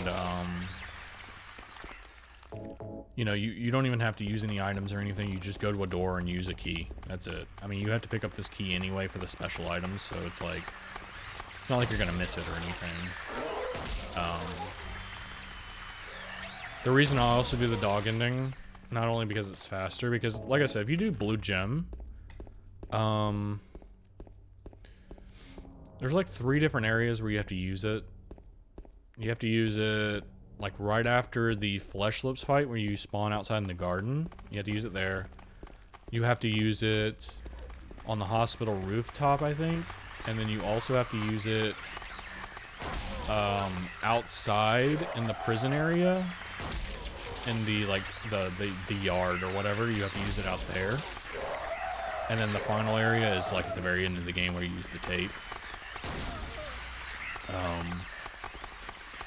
I mean, you have to pick up blue gem anyway, but going into your inventory to use items like 4 times is, I guess, technically slower. So the dog ending is just the fastest, and it's also the most accessible. So if someone's playing the regular version on PS2, it's you know, the one that I want to show. And as you can see, like toward the end here, there's just a lot of these 2-on-1 scenarios where I'm having to take care of multiple at once. You want to just be really patient. Like I said, just be really patient. Get your knockdowns. Use the pistol if you have to get knockdowns. Even if it takes way more ammo, even if it takes more time, they're eventually going to die.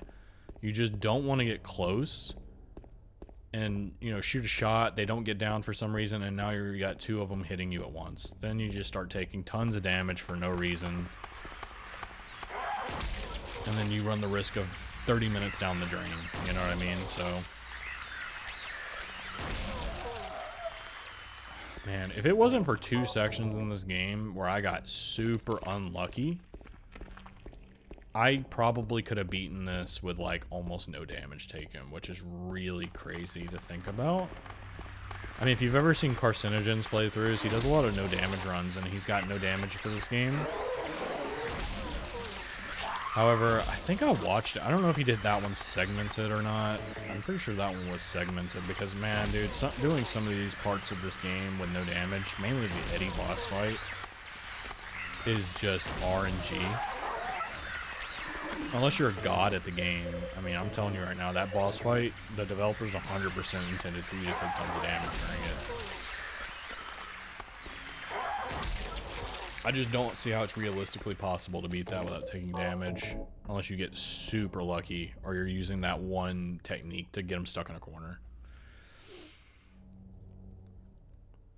But, see, I'm tallying up my kills now.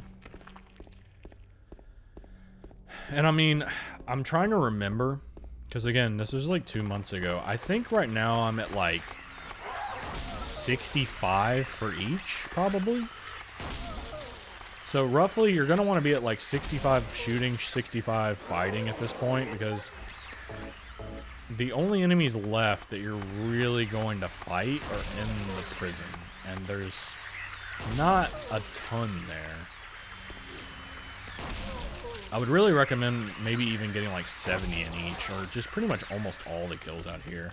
Because like I said, I beat this in 2 hours, right? You have a whole nother hour to get this ranking. A whole hour, right? I would even take the extra 15 minutes if you have to in this section and just get all the kills here. Yeah, you're going to get more than you need, but then you don't have to worry about restarting because you didn't have enough kills. I mean, I tallied everything, but even by the end of the game, I think I had like 79 shooting and like 81 fighting. I was like barely over it, right? And that's with all the kills you're seeing here. So, I mean, it's really close. I mean, like I said, the boss fights do count, I think. However, I don't really tally them because that's probably why I went over, right? Is because I don't tally the boss fights. And if you can tally them, I just see it as a buffer. So just in case for some reason some kill didn't count for some reason or whatever, I can rely on the boss fight kills to get me a few extra for a buffer. And right there, I was thinking about grabbing that item at the very end of the bridge and getting a couple extra kills, but I was just like, whatever. We're just going to go in. Because there is some items at the very end of there. I believe if you go there at the beginning of the game, it's actually a hint on where you should go. I believe if you ended up over here because you were like lost or something, it gives you a hint on where you should be going. I think it marks something on your map. I never have to use it because and I think I was just counting up all my kills right there to see where I was at before I went in here. So right there, you see that save point. That's where you would save if you didn't want to save before the chase sequence. You could save right there, right after getting all your kills. And then that was the obsidian goblet, if you were curious. We have to grab that. So now we're actually going into, in my opinion, the hardest part of the game. So prison is by far the hardest part of the game, especially if you're counting the Eddie fight as the part of the prison, because this is the hardest part of the game for sure, at least for me. Prison, labyrinth, if you want to like mesh them together, they're basically the same thing. Man, dude, this section is just, it's something. And you're gonna see it. I'll point it out when it happens, because you're gonna notice it pretty fast, because the screen's gonna go red. Oh my gosh. As you could probably tell, I think at this point, if I had to do a guesstimate, right, I probably have taken like 80 to 120 points of damage or something like that at this point. Like, not much. Alright, so like here we got a lying figure. We're gonna take him out. Again, right here. I'm being dumb, okay? In my opinion, okay, I'm gonna just go ahead and say this now, because this is something I would go back and redo if I could. Get all your kills on the streets for shooting. Go 5 over if you have to, just to be sure. Because you do not want to be getting shooting kills in here at all. Like, you see me go for a shooting kill. He gets up. If he falls on his back, you're good. If he falls face forward, he can start wriggling. And if he starts wriggling, he is going to unload on you if he gets you stuck. Right? Don't get any shooting kills in the prison. You should only be getting fighting kills here if you need them. Because you're going to see, I'm pretty sure... I mean, even if you go for fighting kills, sometimes they can just wriggle and just do a crazy amount of damage to you. I mean, there's really not much you can do about it. Alright, so for this section, you're not... That noise you're hearing on normal, you would only hear that noise if you were hitting the right portion. However, on hard mode, it makes that noise everywhere. So what I recommend doing, taking the pole and just hitting every section twice, because you need to hit it twice to actually hit that, to make that door appear. So just hit every area twice until you get the door to appear. That's pretty much it. So like right here, you're going to see it. I think it's right here where it happens. I go for a shooting kill. I think I can even think, I'm even thinking about it, right? I'm like, oh, should I go for a shooting kill? Yep. And yep. I paused the game because I thought it was over. Look at my health. Yeah, so what you just saw right there is basically, if you get stuck, like, okay, if they wriggle, right? If they wriggle towards you, like, look, I'm literally just done with it at this point. I don't even want to kill them. I just turn off the flashlight. I'm just, like, pissed off, basically, at this point. And I just run past them. So, my recommendation, don't go for shooting kills. Just down them and hit them, you know, with a melee. So, hold on. Let me explain this real quick. So, we're going to use the battery. This is completely random. Got it the first try. Normally, it takes me every combination to get that right. But you're basically, you see the 3 numbers are highlighted. It's going to be a 3-number combo. It's random. You just need to try every combination until it works. And you just want to make sure you're mashing it so that you stay in the keypad animation as much as possible so that you don't get hit by the bugs. That's basically it. So you want to just keep trying every combination. So start with 1 number and, you know, do, you know, 842 and then do 824, or, you know what I mean? And then go to 4 and then do that, right? It's very simple. But for that section, this is why I tell you, like, just on the street, get all your shooting kills. Go 5 over even if you have to, because you should not be getting any shooting kills from this point of the game on, because what you just saw will happen. They will wriggle on the ground, because when you down them like that, they go face forward. And look, you can see me going for it again, and then they just wriggle away, right? The problem is the shotgun just takes way too long to recover.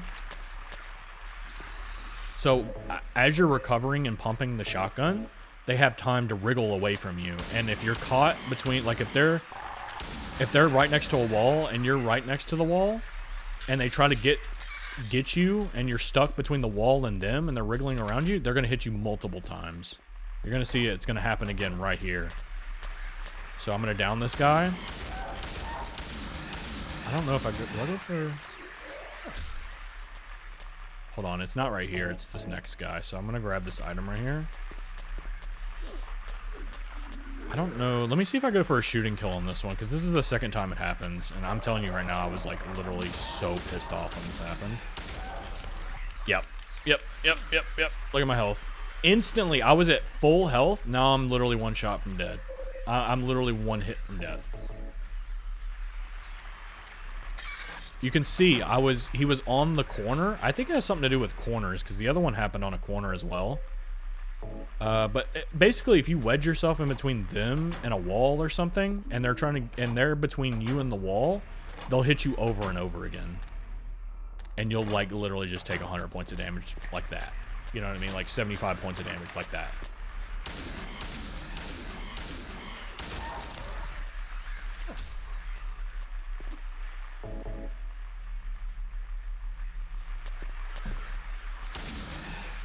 So it's really important that, I'm telling you, like, even right there, I wasn't even going for a shooting kill. All I did was accidentally shoot an extra shot on the ground. So you can see, like, if you go back, if you want to rewind and look at that, I shoot a shot on the ground while he's getting downed. And in doing that, I gave him enough time to wriggle. And in that wriggling, he was just able to, like, just combo me out, basically. This is why the prison, in my opinion, is, like, the hardest part of the game, because in my opinion, the lying figures are the hardest enemies in the game. Like, for sure. If you're going for, like, normal, like, hey, shoot him a few times with the handgun and then kick him on the ground, not too bad, right? Especially if there's not many of them in the way, right? But you can see I'm just getting confused. The prison, I think at this point, like I said, I've played this multiple times. What just basically happened to me, like, it happened to me twice. And I'm basically playing like shit at this point, because I'm just, like, so flustered. I'm just thinking, oh yeah, I just took like 300 points of damage. I'm thinking it's over at this point. But I continued on. You know what I mean? So, like I said, I really, really recommend just downing them, just like you did in the apartments, kicking them. Don't try to get shooting kills in here. These things are awful to get shooting kills against. The nurses are way more safe. Mannequins are way more safe. Take the time on the streets that's given to you and get those kills. Because, like, you don't get very much time to kill them before they start wriggling. If they wriggle and you get caught in between a wall and them, if you get unlucky, they can just kill you. Like, I've been killed by that before. Basically, the only reason I didn't die from the other ones was one time it was because I was at full health. The other time was because I got hit during the later part of the animation. So he was, you know how they wriggle and then they'll stop and then wriggle again? I basically got lucky. He stopped right before I was about to die. So yeah, I probably took, I don't know, like 300. I'm probably at like maybe 280 points of damage at this point just from those two sections. This is why, in my opinion, I think the prison is the hardest part of the game for sure, because like they just start wriggling like that, and if they like right here is even really unsafe, because if he came up behind me, I would have just gotten wedged in between that enemy and him, and I would have been dead. Right? So be really, really careful when you're downing the lying figures. If you down them, you want to kick them immediately, because they'll start wriggling all over the place, and if you get caught, like I said, in between a wall, you're instantly, like, you're probably going to take tons of damage, you'll die. And then you're going to be restarting that entire section again outside in the streets. So I'm getting PTSD just watching that back, by the way, because, like, let me tell you, the first one kind of pissed me off. The second one, I was like nearly screaming because I was just so angry because that happened again to me. It happens to me all the time with these enemies. It was my fault, though, because I shouldn't have been going for shooting kills and lying figures. It's 100% a no-go. It just takes way too long to pump the shotgun. They'll just start wriggling around. Now, I think if you get a knockback with the shotgun, like if you don't down them with the handgun, if you down them with the shotgun and they fall on their backs, you're good. They can't wriggle away if they're on their back. If they fall face forward, do not get near them unless you're going to kick them. Because, oh my gosh, they will just destroy you. So that's my PSA on that. But anyway, I think I've touched on that enough. We're actually running toward the end of the prison and running into the beginning of the labyrinth. So, other than lying figures just being really annoying, the prison isn't too bad. The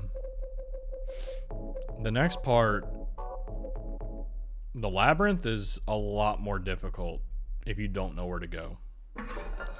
I really, really recommend following this guide if you need to, if you're not really super good with the labyrinth. I pretty much got the labyrinth down, like memorized exactly where to go. Because if you don't memorize where to go, you're just going to be, it's a labyrinth, you know, right? So you're just going to be like walking all over the place. There's another section that can actually like really screw you up. And that's the pyramid head section where you're grabbing the great knife. And yes, you will be grabbing the great knife. It's pretty much a necessary weapon. Is avoiding pyramid head and not getting stabbed to death, because it's very possible to get destroyed on that section as well. It's really crazy. I mean, the rest of the game is pretty much just lying figures and mannequins. I mean, I guess the doorman in the hotel, but there's no nurses in the rest of the game, so, which is interesting. I mean, we're not in the hospital, obviously, but they are on the street, so who knows. Anyway, kind of like rambling. So we're at the beginning of the labyrinth now. And I'm going to be honest with you. I'll talk about it when I get there. In my opinion, I find this section to be a lot... Excuse me. I found this section to be a lot more forgiving for, what do you call it? For getting kills. It's still hard because it's lying figures. Especially if they're right next to each other. There's going to be a section you're going to see in a little bit that's pretty difficult to do. That's pretty difficult to do if you don't get lucky, basically. I think on my practice run I actually got lucky with that section, but on this run I don't think I got lucky. I'm pretty sure I got hit a couple times. But I'll speak on it when we get there. So we're gonna go left first, and this is actually the section with Pyramid Head. I always go left because this is just the way I've memorized it. So we're gonna go into this door, pick up the great knife, pick up the ammo, come out, and then just go back the way we came, and go up the stairs, go up the ladder. I find if I go right, I run into him more often. So I really recommend just going left, like I just did. I don't know if his spawn point is random, but... And as you can see, we came up and there's just squiggly lying figures everywhere. Just ignore them. Like, literally just ignore them, because all they're going to do is you're just going to take damage, and it's not going to be worth it. So we're going to go back down this way. And... I think this section's pretty straightforward.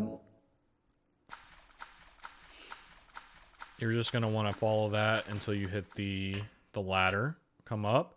And I'm going to be honest with you, there is a certain way you can solve this puzzle. It's random. However, I'm going to be honest with you, the way I solve this puzzle is I just randomly do it until it works. And I just got really, really, really lucky with that, right? It only took like 3 attempts and I got it. So... For that puzzle, you're basically just going to want to keep just turning the cube until you get an opening. And then you can look in the cube, like in the room. If you go in the room, you can find the door that you need to line up and then turn the cube the way you need it to turn to be able to line that door up with where the door ended up being for me. I just got lucky, so I didn't have to do that. But normally for that puzzle, that takes extra time. I'm going to be honest with you, I just randomly do it until it works. And most of the time, it's been pretty useful for me. So I just got lucky with that puzzle. But we're going to use the pliers there, and we're going to go down here. For the labyrinth, for the most part, like, you're going to want to take a right here. And I think this is not it. So you're going to take a right. And then you're going to come down here. A lot of times you're just going to take rights when you're up there. But when you're down here, you're going to want to always just take your first left, I'm pretty sure. Like from this point forward, I believe. So there's an enemy here. So you saw it turned right when we were underground on that other area. But we're going to take our first left right here. And then I believe... Okay, so... Is this the section? I don't think it is, actually. No, it's not. So this isn't it. Take a right. Or take a left, I mean. And we're back down here. And again, I think when you're back down here, you just always want to take your first left. So anytime, like right here, if there's a left, take the left. So take the left. Like I said, you can just memorize this video if you need to. If you get lost down here pretty easily, just pretty much memorize where I go, and you'll be golden. So this is the section right here. So there's 2 lying figures in here, and trying to basically kill both of them without taking a hit is really difficult. So you're probably going to take a hit right there. I almost got away with it because if you come out of that ladder and just start shooting, and depending on their placements, you can get lucky. You can kick that one before he starts wriggling, and then immediately like run back and then shoot the other one. But I just got unlucky right there. So we're coming up on the Abstract Daddy fight. You're going to want to come to the corner of this room immediately. right? Wait a couple seconds, like a second or a second and a half. Ready the great knife, and just do this. You don't want to do the overhead swing. All you want to do is stun lock him like this. And then he's dead. It's really easy. So if you make a save, like I said, like kind of how we did for some of the other sections of the game, make a save and just practice what I just did, basically. Run to the left of the room immediately when the fight starts. Wait like half a second to a second. Equip the great knife. And then just do the light A tap. Don't hold down A. Just do the single A tap over and over. And if you connect the first hit, all you have to do is just keep doing that light A tap. And as James is like, you know, repositioning, by the time he repositions and is ready for another hit, Abstract Daddy's getting up. You hit him again. He just gets stun locked, basically. By the way, if you want more enemies to kill, so like if you're running low on enemies, you can also just get this puzzle wrong. And if you get the puzzle wrong, 3 enemies spawn in every time. So up to you if you want to do that. I don't need it, so I just keep running. But yeah, you just want to go to the corner of the room, immediately turn around. Like I said, those modern controls really help with this. Just go to the corner room, turn around, and just tap it.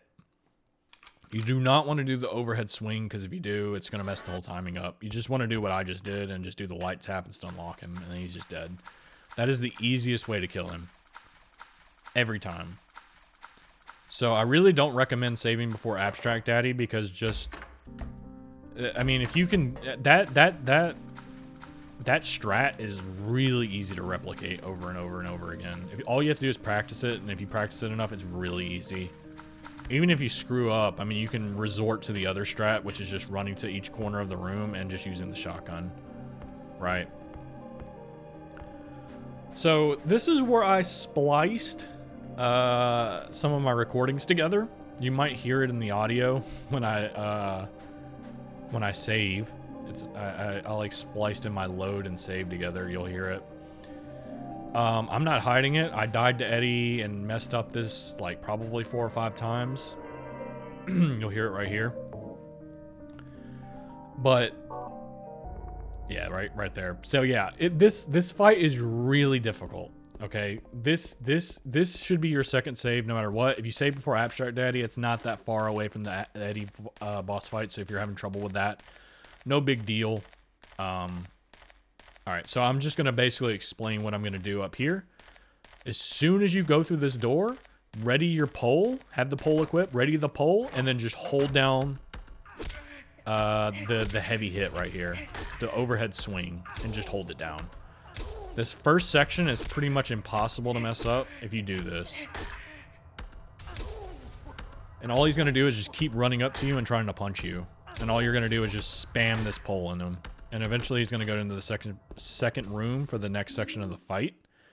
Pick up these items. Run in. And what you're going to want to do is just circle this meat until you can get him basically on the other side of the meat. And then he goes for a punch like that. Immediately take out the great knife and go for a light sweep. I missed him, which is fine because you're going to miss him. This is going to take a lot of work. I went for an overhead slash because he's just walking around like an idiot. I went for a light sweep because he's still just walking around like an idiot. Another light sweep because he's walking around like an idiot. I do get punched here. So this is where I'm talking about where I got really, really, really, really lucky with my Eddie RNG. You're pretty much really going to want to avoid him shooting you. If he shoots you, I mean, you're going to want to just reload, I think. Just take your time. You have a save here. If you need to reload until you get a really good Eddie fight, do that. Because you're at the end of the game at this point. This is the hardest part of the game. Until I just basically got really, really, really lucky with the great knife. As you can see, he was just kind of walking around like an idiot. And toward the end of it, and yeah, I just go for another overhead swipe when he's walking toward me. And I kill him. Right, so I basically finished the Eddie fight with literally 1 punch, which is really, really, really unlikely. Like I said, what I recommend is just save the game, there always. So practice the abstract Eddie fight. Get that down to a science. Save after that. And as you can see, I'm not going to talk about this because on PC, you know, this boat section is really easy. All you have to do is twirl the... All you have to do is turn it like twice and then hold up. And that's it. And as soon as you see the light, you're pretty much just dead on like I am. So you're saving right before Eddie. I wouldn't really need to say you need to practice him because like I said, you save right before him. So like if you need to load it, load it. I would say try to stick to like maybe 1 to 2 gunshots and maybe 2 punches. And that's it. I would not go forward on anything but that because he does a shit ton of damage with the gun. If he punches you, he can stun lock you, but it does a lot less damage. So you basically want to try to kite him around that meat and just do light sweeps on him if you can. And then if he's doing that stupid shit where he's just kind of like walking around like an idiot, like his AI bugs out like it did for me, like he just starts doing stupid, dumb shit like that, just go for the overhead swing if you can. If not, go for light swings, right? So like toward the end of the boss fight when he gets low on health, he's going to go and hide and try to get you to push him. And if you push him, he's just going to shoot you with the gun, right? So my recommendation, just wait it out, be patient. You have plenty of time. Load it if you need to. You have a save there. I had to load mine multiple times because I took too much damage in that fight. And there's another section here in the hotel that I'm going to tell you about how to get past. So just take your time on the Eddie fight. Use the great knife. I mean, there are other, like, I guess there's other, what do you call it? Strategies. Sorry, my brain blanked out for a second. There's other strategies you can use for that fight. However, I find the great knife to be the most consistent. Always swap to the swap to a different weapon so that you can run around and be mobile. Because the great knife is going to keep you really immobile. I don't really recommend using any weapons on him because the problem with using weapons is that you're just going to trade shots with him. You're going to shoot him with the shotgun or the rifle, and he's just going to shoot you back. And you're just going to take tons of damage. So I really recommend trying to hide behind the meat and trying to clip him through the meat. Or just, you know, I don't know really what to tell you because I just really got lucky. It took me multiple tries to get that kind of luck. And I think it's going to be up here in a minute. But, yeah, basically you just want to perfect that fight with the great knife. You know, always hide behind meat so he can't shoot you. Go for light sweeps if he's, like, looking like he's going to come in to, like, he's going to, like, you know, on the other side of the meat. Go for a heavy swing if he's running towards you for a punch, and then you can usually hit him. So, like, right here in this hallway, do what I do. Run against the wall. You do not want to kill these things. They will just destroy you over and over. I was taking ass loads of damage on those doormen. Just run against the wall and just wedge yourself in between them, and they will literally never hit you. I don't know. It took me forever. I think eventually I had to just look it up on the internet, like how to get through that hallway, because I was like trying to use weapons and stuff. And if you try to kill them, they take an insane amount of bullets to kill. And like the other one will just, you know, tackle you every single time when you're trying to kill the other one. So basically just ride that wall until you get to the door and they will never hit you. And then when you're coming out, they're going to be spawned behind you. So you don't even have to worry about them. Just run back to the door. Boom. Easy. And at this point, the rest of the game's really easy. So yeah, like for that section, as soon as you go through that door, just run against the wall. That's it. That's all you have to do. Run against the wall, and you know, they will never hit you. I had to look that up. I don't remember. I think I was watching like a speed run or something. I saw someone do that. I was like, is that like a strat or something? And I tried it out and it worked. I was like, oh my god, this makes it so much easier, because I would get a decent Eddie fight, right? Because like I said, I did this like 6 or 7 times and I had to reload every single time I'd go to that hallway. I get a decentish Eddie fight where I'd take like, you know, maybe a couple punches and a shot or something.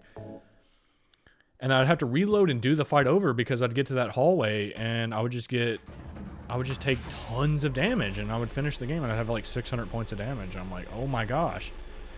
So realistically, those sections in the prison where I just got wedged against the wall really hurt me, but you know, it's never going to be perfect. I got really lucky with my Eddie fight, thankfully. 'Cause you're gonna see my damage numbers at the end of the game. So it's you know, the Eddie fight is by far the hardest. Like I said, I really recommend just practice the abstract Eddie fight. It's really easy once you do the strat that I just showed. Back up, do the overhead swing. Or not the overhead swing. Don't do the overhead swing. Just do the quick swing over and over and stun lock them to death. It's really easy. Don't do any of the other strats. They're a lot more risky. That one's super, super easy. And then Eddie is probably the most RNG part of the game, right? Because his AI is so random. Like, he can just go to a random part of the map and just shoot you. He can just punch you over and over and over again, and you have to restart. I mean, that's just his AI in a nutshell. There's nothing you can really do about it, right? So use the great knife. I use the pole as soon as I go into the Eddie fight. Circle that meat until basically he goes to punch you and he misses. Like, there's a strat where if you run toward the meat and he's running towards you and he tries to punch you and he hits the meat, and then you can go for a swipe on him. And then after that, you kind of just kite him around. But I can never get that to work properly, so I usually just kite him around the meat until he goes for a punch, and then I try to get a short swipe in, and it usually misses, but you know, if he's doing that stupid shit where he's just kind of like pacing around in front of you and not trying to hit you and he's not doing anything, just hammer him with the great knife as much as you can, because those are free damage opportunities. I would even say if he just punches you a bunch, just like don't sweat it. If you're able to get through that fight without getting shot, that's really good, because the shot, I mean, I think that does like 25 points of damage or something insane. I think the punches only do like 10, so. But like I said, you're always going to have a save, so if you save the game, and we're basically just doing the last puzzle of the game right here. The game's pretty much over at this point. So, as you can see, there's doormen here that are really, really, really awful to deal with. So I really recommend getting all your kills before you even get to the hotel. There are a few mannequins, but do not count on those mannequins because there's only like 3 or 4 you can kill or something like that, and it's not really going to add much to your total. You really want to get those kills before you do the Eddie fight, because you do not want to have to redo half the game because you didn't get enough kills. Because once you save at Eddie, there's not many kills left in the game, right? You want to make sure your kills are in order. And make sure, you know, after your abstract Eddie fight, if you don't have enough kills, you know, fail the puzzle over and over and get those spawn-ins and clean up your kills if you have to, right? So, we're coming up right here. I use the dog key, skip it. And I believe yeah, so I'll leave it on this menu for a minute. So this is my game result. You can see everything in gold means I got the full star amount for those. So I got action level hard, riddle level was hard. I thought it was extra, but it was hard. Ending was dog. I got every ending in the game. So I got all the 4 main endings, and then I got UFO and Maria, which I think the Maria ending does not count toward it. So I think you can still get a +1, but I would recommend just getting that anyway, just so that you don't, you know, fuck around with that. 2 saves. Total time, like I said, hour 54 minutes. Under 3 hours is what you need. So I had plenty of time by the end of the game. Just remember that. You have plenty of time by the end of the game to, you know, if you follow the route that I do, you'll have plenty of time to beat the game. So take the time you need on the streets to get more kills or whatever you need to do to take less damage. Items 207. I mean, you only need 140 plus 8. So I had way more items than I needed. So if there's some items in this playthrough that you don't feel like you need, especially like the health items that are out of the way, feel free to skip them. Shooting kills, I got 79, so I was really close. realistically, I think I had 75 on the paper, and then the other 4 were from Eddie and like flesh lips and stuff. So like from the boss fights. Fighting kills, I had way more than I needed. 56 seconds on the boat stage. Again, really easy on the PC version. Not really much to talk about there. Total damage, 348. Like I said, if I didn't take damage on those 2 enemies in the prison, I probably would have ended this run with like 200, maybe 180. Because my Eddie fight was just that good. But I just got unlucky. It happens. So more than likely, you're probably not going to run into that issue, and you're probably going to get Eddie fights that are way worse, and you're going to take all your damage there. Totally fine, like I said. You really want to make sure those first couple saves, you know, have good stats and everything. That way, when you get to the Eddie fight, you can be a little bit more lenient on how much damage you take, because I'm telling you, you'll restart that fight for hours if you want to get a good RNG. I got really lucky with mine. So just follow the tips on all the boss fights and some of the sections in this game, and you'll be golden. You know, make sure you're practicing some of the areas. I really would practice some of the areas, especially the ones that you don't have a save beforehand. So like, you know, Pyramid Head Chase, you know you're gonna have a save beforehand, so you don't really have to practice it that much. Eddie, you're gonna have a save beforehand, so you don't really have to practice it that much. But for other boss fights like Flesh Lips maybe, or Abstract Daddy or something, you really want to practice those, because if you mess up on Abstract Daddy, for instance, you know, you're going to have to restart like a good 45 minutes of gameplay, and you're really not going to want to do that for such an easy boss fight. So, you know, practice different sections of the game that you're having trouble with. If you're taking too much damage in certain sections on your practice runs when you're doing your other hard mode runs for your other endings, practice those. Make sure you got them good to go. By the time you do your 10-star rank, you should be like a master at the game. So that's pretty much everything. I hope you enjoyed this this walkthrough slash playthrough, I guess, guide, whatever you want to call it. I wish you good luck on your 10-star rank runs, and if you're not going for the 10-star rank, I hope this was an entertaining video, hopefully. Like I said, I feel like a flawed playthrough of this game is, you know, this wasn't a perfect one. This is like one that you would probably see an average layman probably run through, right? Except for that Eddie fight. I mean, I'm going to be honest with you, and I'm not lying about it. I got lucky, right? But really, I mean, if you're having trouble with that fight, there's a couple strats you can look up on YouTube on different ways to beat him. I looked up all of them. The Great Knife was the easiest. The only thing is I really recommend not using firearms against him, because you're just going to take an insane amount of damage. If you do really well on damage in the beginning of the game, you can just kind of go ape shit on the Eddie fight and not have to worry about it. But, you know, it just kind of depends on your playstyle and everything, on what you want to do in the game. But anyway, I really hope that you did enjoy the game. I guess if you do have any questions on any parts of the game, I can maybe give you some advice in the comments. Like I said, I'm going to leave the Silent Hill Memories guide in the description, because that's a really helpful tool whenever you're running your 10-star rank. I used it religiously during my ranking, so, you know, I really recommend you look at that.